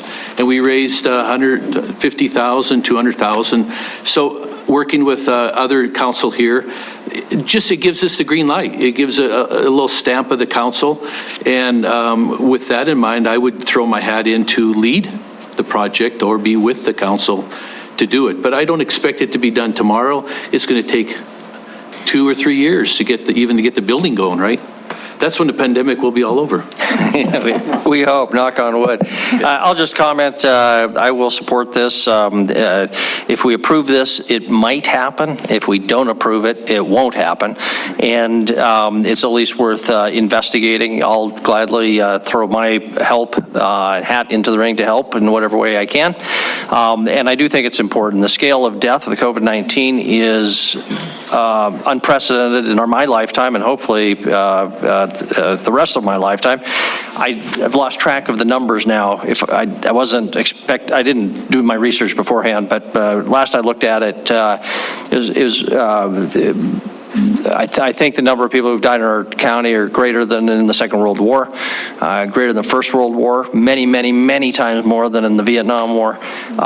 Much broader breadth of our community that's been impacted by this disease. So I think it's certainly something that needs to be recognized, and given the financial connection between the building itself and COVID-19, I think it's an appropriate place to make that memorial. So Are we prepared to vote? Anything else before we go ahead and vote? Okay, we'll just do a show of hands. And so if in favor of moving forward with this initiative, please raise your hand. And so that's Council Members Shaw Yakowicz, Joy Cole, Tariki, Boyette, and Brown. Was anybody counting? and Ewald? No, okay. If voting in opposition, Council Members Neese, Ewald, Purington, and Ronning, so 7 in favor, 4 against, motion passes. That concludes that one. Council Member Yakowicz, you. Yeah, thank you, Council. It's a good discussion. The second initiative is brought up with regulating of recovery residents, sober living homes, and brought this again before Mr. Kukulski, and he mentioned, as our speaker said, it's going to be a little bit of a lift, but at least it gets it on the books so that the legislators can even put that on, as a priority. I won't say more than that right now. I know that a lot of us have gone to the legislative meeting and we heard a lot about sober living homes or the impact it's having on our community. So I'm making that as a motion to go forward with this initiative to the regulation of recovery residents and sober living houses. Second by Councilmember Tariki. Discussion on that. Anything for our movements, and then Councilmember Neese and Purington. Okay, so Councilmember Neese and Purington. Thank you, Mayor. I looked into this earlier this year, and I think we should have moved on it then. So I'll support this. I think we need to move forward. Although at the time I looked at it, I heard that we had a memo from our city attorney who really indicated how difficult this was and what we couldn't do, and what we could do, and it was very, very limited. And we have a new city attorney who also came out with that same memo with the same support. So I'd like to hear, Chris, from our city attorney on how this could be different going forward. I mean, I still want to put this on the books, but I would like to, kind of see what kind of challenge we're facing with the current status and if anything's changed in that memo. So I'll hand it over to Jeannie here. The statement I would make is I don't know that, something very substantial nothing's changed. But the indication from legislators is that they see this as a big enough problem that they will be a partner in helping improve the situation. So I don't think anything has changed by federal law or state law, but we're given some hope here in our conversations with legislators that we may not be approaching this alone. If we are approaching this alone, I suspect there probably isn't going to be very many spaces for us to go. But not approaching it alone, legislative changes may open a few doors or lots of doors for us. Anything you'd add, please?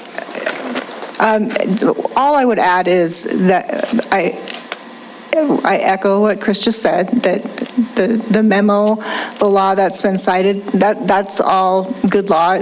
I maintain that that's all accurate, and there are concerns and some limitations. However, I have not had the opportunity to review what has been forwarded, what has been put forth in these other jurisdictions, Tennessee and Delray, I think. So I would be more than happy to review all that material. There is potentially an angle that, maybe we haven't considered, or some other way to attack this. And so I'm happy to review that and report back as to how we think we could move forward with that. Great, thank you. Thank you, Councilmember Purington. Thank you. In some of the conversations that I've had with City or County Attorney Twido, there are some areas with regard to disability, because that was a big issue, I think, with some of the things that came across. And they have to do with the fact there's some of these people, and I don't know if Terry can attest to this, because it sounds that you're running a pretty tight housing with your 4, I think you said you had, is that there are people that are living in those that do not have addictions. And so those people are not the ones that are not being regulated, as well as the city codes for for how many can be in one of these homes, and to allow our city to go in and, provide some of that oversight. But then also, it's going to have to go back to the legislature to have some oversight with DOC in order to make these things where they're a good idea, but they're not regulated, and so they are being abused. And so I support this in whatever way that we can work with the legislators to do this, because they are working on it. Thank you. Thank you, Councilmember Ronning. Thank you. Gina, when does a residential home become a business? Well, if they are carrying out any sort of pursuit, I mean, I'd have to look at the definition, but our definition of a home occupation, or even not a home occupation, just any business in Billings, is very, very, very broad. If they're carrying on any type of pursuit, occupation, venture, the list just goes on. So it's my understanding that these businesses, these sober living homes, are in fact getting the city's version of a business license right now. So they could be similarly regulated, like we did with the massage and spa facility ordinance. They could be regulated through code enforcement? Potentially. That's what I am willing to explore. Like I've said, I've not read how this has been approached, and so there may be something that we have not considered. Okay, thank you. I would support that. Thank you. Okay, thank you, Councilmember Joy. Thank you, Mayor and Council. I will support this. I think it's a really good idea. I think part of the limitation that we found with marijuana, casinos, and I could go on to other issues that aren't necessarily public safety, but just in a lot of areas, the city itself doesn't have any data to go off of. And when we rely on the state in order to know the location, the number, the amount, you name it, we just get this kind of blank stare back. And so we're limited in how we regulate, we're limited in our ability to make policy because we don't have any facts or any data to go off of in terms of how best to address issues or if it should be addressed. So I would absolutely encourage us to go forward, because this is probably another instance where we ask for data, we ask for information, we get a blank stare back. So the city has to be more proactive, more concerned with its own circumstances in this way by making sure that we have more information, more data to go forward. Thank you. Thank you. I guess the comment I would have is, although I certainly support it, we've learned from past efforts the value of communicating with the industry and involving those who might be regulated up front, both because we get a better product, we also get maybe less opposition going forward. So I think we just all want to remember that, and I would encourage staff as part of this investigation process not to be shy about reaching out to the industry, if that's the right terminology. They may have some ideas and knowledge as well. They may have more information and background than we have. Chris? Mayor and Council, I just want to be clear and consistent for the future as well. So you'll commonly in the future, Council will get maybe used to me pushing back to agree on initiatives relative to adopted priorities. I see this as a part of your first, your number one priority, improving the safety of Billings. So it doesn't immediately shoot it, we're dropping everything to just work on this, but it's why I'm not pushing back and saying, where does this fit in the list? It clearly has been a part of the dialogue between the federal government, the state of Montana, the city of Billings, Yellowstone County as a significant issue to be worked through. And so, encourage you, and that's how I see it fitting into the adopted priorities that the council has on the table today. Thank you. Great, thank you. Any other discussion before we go to a vote? Councilor Purinton? So do you two have the information from Tennessee and Florida that you could pass on to us, or the websites to go to for those? Great, thank you. Your Honor, we can get more, like we them can get too. more information. We're grateful to have Terry Todd here, who has a facility or two or three, and has a lot of information that we can also ask from her, and compile that both to the council as well as to Gina. Great. Okay, thank you. Are we ready for Councilor Renese? I'm sure this is going to pass. So will this then come back to us for another vote to form a committee? What's the next step after this passes? Yeah, Do we know? I'm not sure. We're just kind of giving us staff, tell us what you think. Is that kind of the idea here?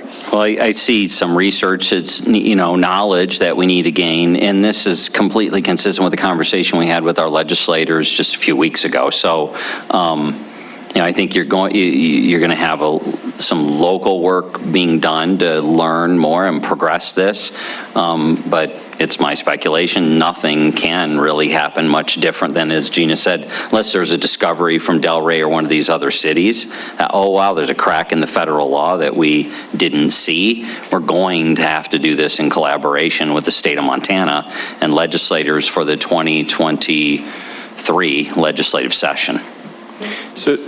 So go ahead, Councilor. So this is not really, just back to the initiative creators of this, you're not asking for a commission or committee to be formulated to work on this process? You just want to put it on the initiative list and just let staff Right. move Right now, forward? And to be redundant is that we've attended a number of legislative meetings already, just recently, this month, 2 of them, and this was one of the top list of conversations. So yes, I'd like to just pass it to staff for the moment and let them do some more research on it. I guess my interpretation of this conversation is this is putting a toe in the swimming pool. We are not jumping into the deep end. We're just sort of asking the staff, what do you know? Give us information. What's the first phase of this process look like? And I would appreciate that, because I would appreciate some time to absorb all this, do some research, and with all that's on our plates, obviously, we've got other work to do, so it's obviously not going to happen right away, but I would like some time to really dig in and absorb a little bit better than just... Okay, thank you. Unless council disagrees, I think we're just, taking a trip to the wading pool here. All right, thank you. Okay, Councilor Purington? Just a real quick question. On, Terry, whenever you asked or said that there's 34 that are listed, but you think there's probably double, because I have the most recent list of sober living houses that the county has a list of, and you're only on here once, but you have 4 houses. So my question is, the business licenses for these, are they just granted to one person? They're not granted to the individual houses? If somebody wants to go to the microphone, that would be helpful. Terry Todd. We have a business license for every one of our homes. We list them as an address. I do not believe that the other operators in town do. One other piece of information that I would like is I would encourage you all to look at the Tennessee legislation. The federal government came in and helped write that legislation so that it does not go afoul of ADA compliance. And they found exactly how it had to be written. And Representative Curacillo, who is from Tennessee, is more than willing to take a phone call, because we're fighting this battle across the country. Awesome. People's lives are at stake when these homes aren't safe. Okay, great. Thank you very much. Thank you. Okay, council, let's vote. We'll take a show of hands, those in favor and those opposed to the motion to pursue this initiative. If in favor, please raise your hand. Voting in favor are all members of the council. If you've changed your mind and now are against, please raise your hand. Guess not. So it's unanimous. Any other council initiatives? Councilor Rewald. Thank you, Mayor. Last week, Councilmember Purington and I passed out an initiative, and I'm all for the one we just passed, but I think we're treating the symptoms and not the cause. And City Attorney Dowell passed out email to us, and I think she stated 3 Montana Code annotated, but they all said what their responsibilities were. I have not seen any law that says a city cannot put a cap on how many bus tickets are handed out to that city. And if anybody gets a newspaper anymore. I think 3 times this week, there was major editorials in there talking about the bus tickets and the crime coming to Billings, and it's not fair that Billings gets more than their share. And I've been to some of these meetings with the legislators, and I mean, when they start out the meeting saying Billings is the worst city in the state, you got to kind of sit back and go, whoa, we got to do something. And it's time to quit talking. It's time to move into some action. And so we put this initiative forward to try and get a cap established. And I'd like to see if we get this initiative passed and then probably put a hold on it for like 2 months or so and see what the fallout is. It might wake a few people up. It might get some people thinking. But we got to do something to help share the benefits of all these people coming here. The inventory could be spread out in the state a lot more than it is. And then if that happens, then you might have more legislators that go to the Capitol in 2023 and say, we got to do something about this. But right now, Billings is the only one complaining.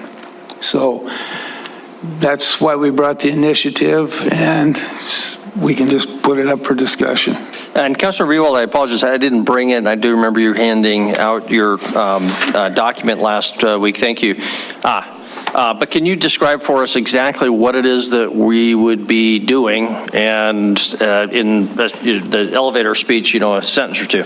We'd like to see a cap put on how many bus tickets are passed out to Billings in 1 year, whether it be 200, 250, 300.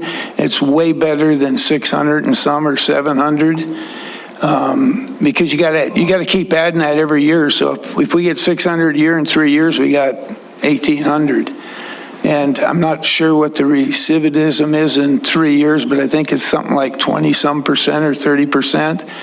So if it's 30%, that only takes 540 away from that 1,800.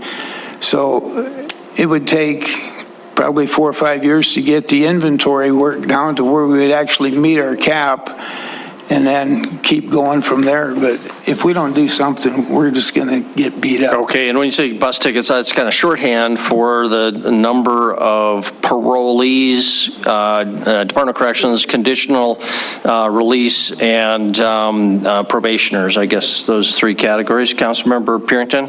Thank you.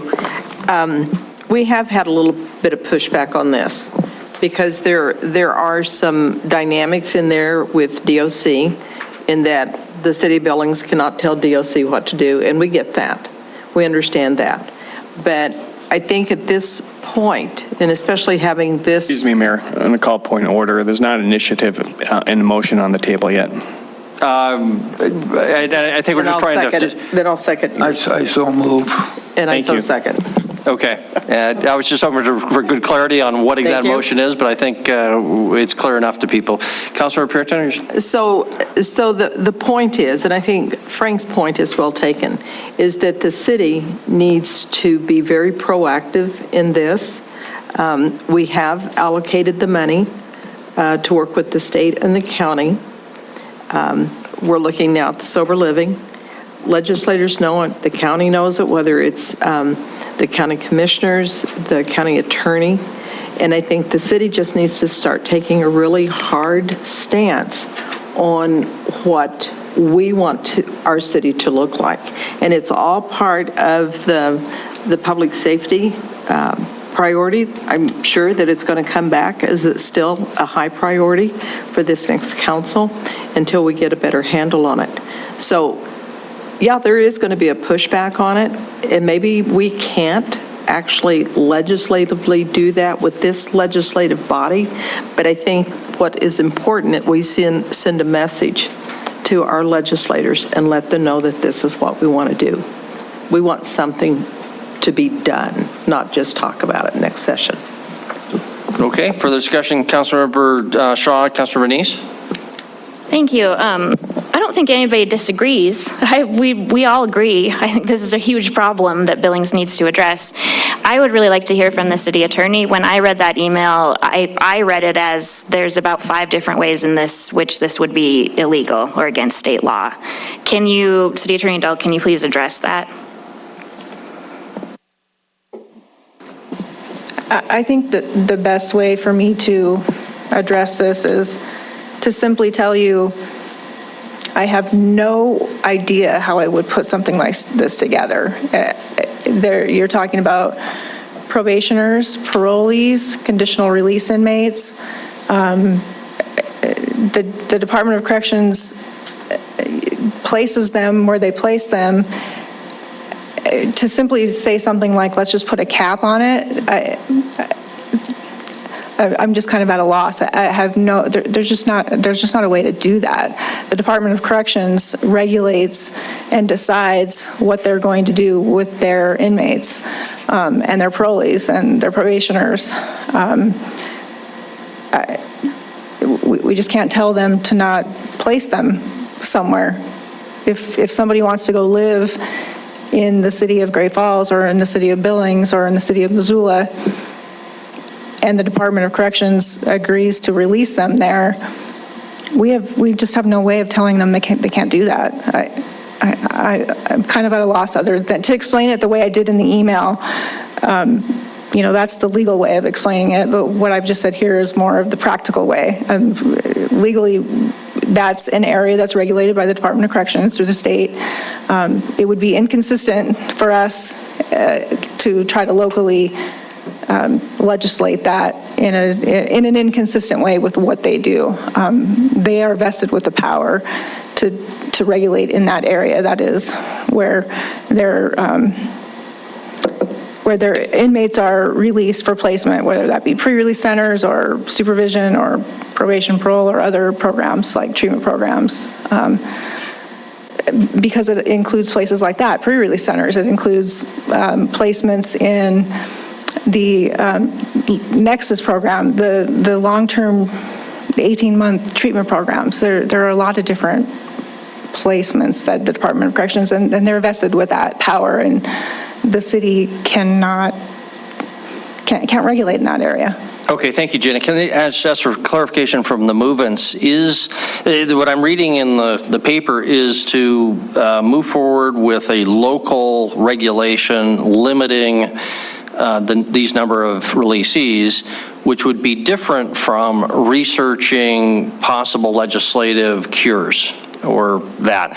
Am I being too specific, or is this broader than that? Is it trying to just look at all options, or only asking staff to move forward with local regulation? So the movements, Frank or Councilman Rewalt and Purington? Yes, thanks, Mayor. Yeah, we're concerned about local. Are there any other cities in Montana complaining about it?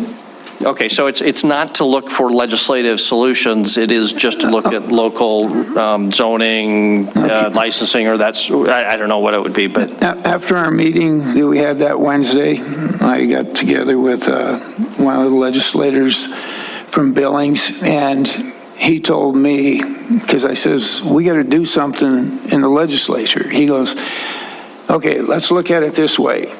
You got this big problem in Billings, but Bozeman doesn't have this problem, so we're going to convince Billings legislators that they need to take half of the ones that Billings has got. It's not going to happen. So we got to do something to get a cap or something on the ones in Billings. That means when they release them, they got to go to another city. And then once it becomes their problem, then maybe the legislators can get together and solve the problem. But as long as it's just a Billings problem, it's not going to get solved. Okay, thank you. Councilor Bernice, Councilor Ronning? Thank you, Mayor. I agree with the problem that we have, and we need to do some type of limit in that. And I understand where we're limited because this is a state highly regulated in what they can and can't do. But it's similar to what the hospitals do often is they divert. They get completely full, they're at their max or over capacity, and they have to divert to other hospitals. We don't have, this is the best time that we have right now to go forward, and we have the state, the county, and the city putting together a team to help affect the crime or reduce the crime in the city. This is one of the problems. And this is the best time to go to them and ask them to put a moratorium on it. Have them go to the state, have them go to the DOC and to the agencies and say, listen, start diverting some of your releases to Missoula or to Bozeman or to some of these other areas, because we've got a program, we got to work in the city here, and we need to get some results. We need to reduce the crime in Billings, and they're over capacity. They can't take any more patients, and so they have to divert them. So that's really, I think, when I look at this, is it's going to be a temporary divert until we can get a handle on it. We got a 3-year commitment from the state and the county. After 3 years, or maybe even sooner, if we can get a handle on it, we go back and start receiving as many as was before. So that's what I would like to see this brought forward to. Maybe not specific local legislation, but definitely a movement to utilize what we have started to get some of these diverted to other cities, so it gives us some pressure off of it and helps us succeed. Thank you, Councilor Rodney. Thank you. So I guess this question is for Gina. I guess, first of all, to comment back on Frank, I don't think it's our job to do the job of the state legislators. That's what they get elected to do. That's their job, to represent Billings. They know that this is an issue that's happening in the city they represent. It's their job to work together, to work with other legislators from other cities. That's their job to do. And so that's what they're elected to do. My encouragement is that they do that job. But in regard to the city, so I do understand, because I have been up at Helena where they've told me that's a Billings problem, go back and solve it in Billings. So I don't doubt that they're going to do that. And then that would be the job of this council and city staff. So in regard to what Roy was just saying, I guess my question to you, Gina, is going back to sober living, what we were just talking about, going back to the SPA ordinance, how do we use the city's resources? And I'm just going to use the Yellowstone Hotel as an example.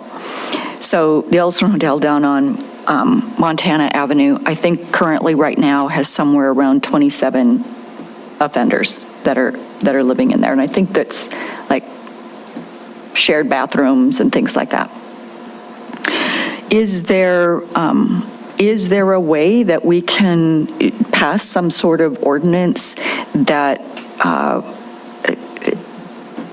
don't know, I'm just throwing things out, asking for your help here. Is there some way the city can regulate the places in which those that are being released are being sent to, living in? I mean, can we say something to the nature like they have to have so many bedrooms, they have to have so many bathrooms per number of people, or something to that area? Well, that takes us kind of back to the last initiative, which I indicated that I'm happy to research more.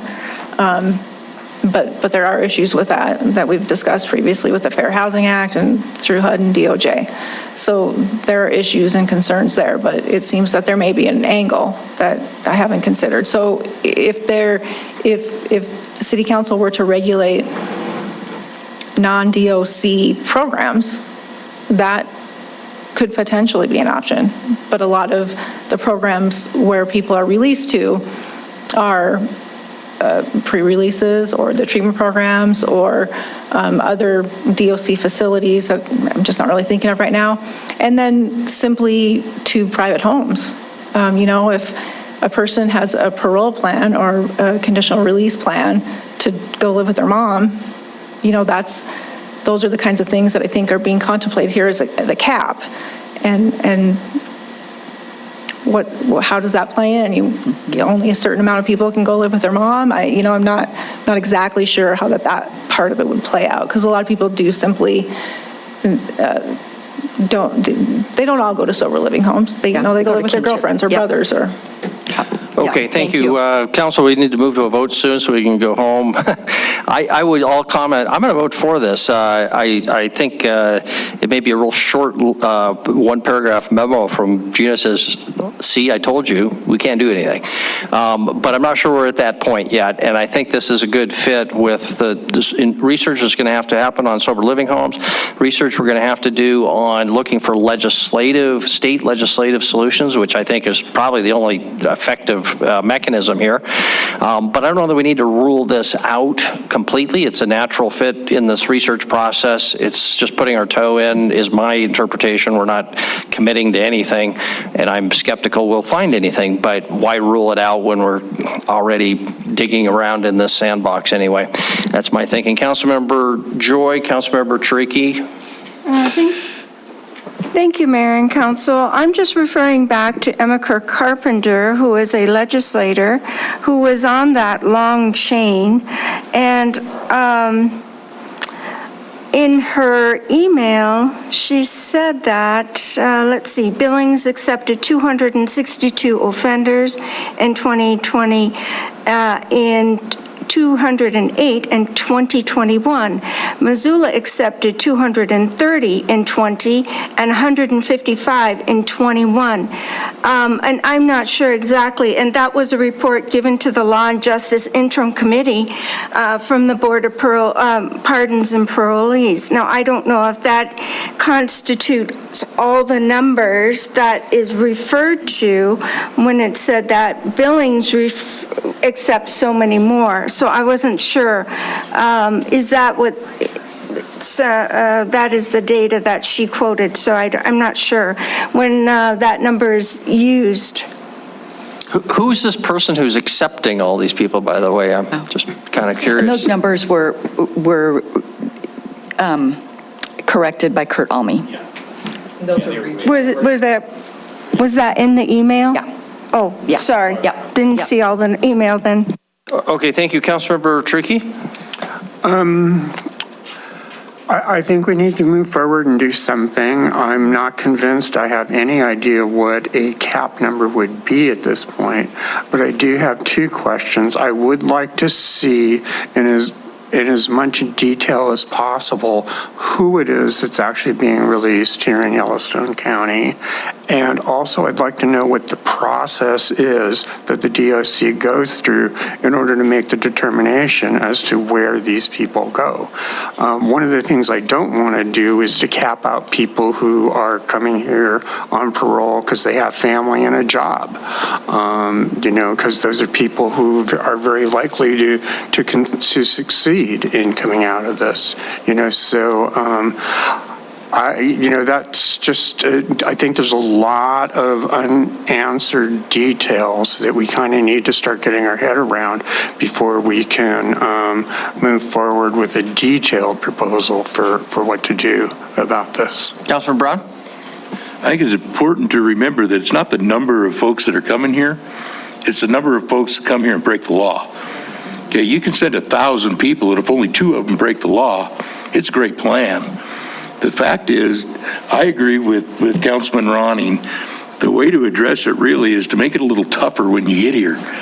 That if you break the law, there's going to be consequences, and maybe one of those, this may not be popular, maybe one of the consequences is a bus ticket somewhere else. There's other ways to address it.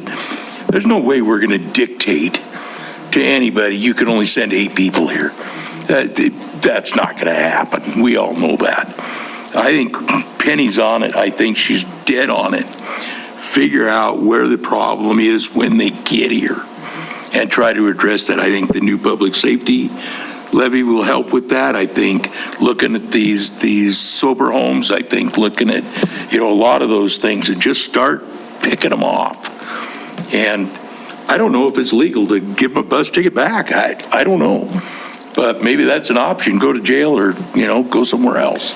Anything else, Council? I don't know. Before we proceed to a vote, Councilor Rewalt? Go back to jail. In that literature they passed out for that meeting, it said in 6 years, 83% are back in jail. So they go back to jail, but it takes 6 years, and they're here committing crimes in that 6 years.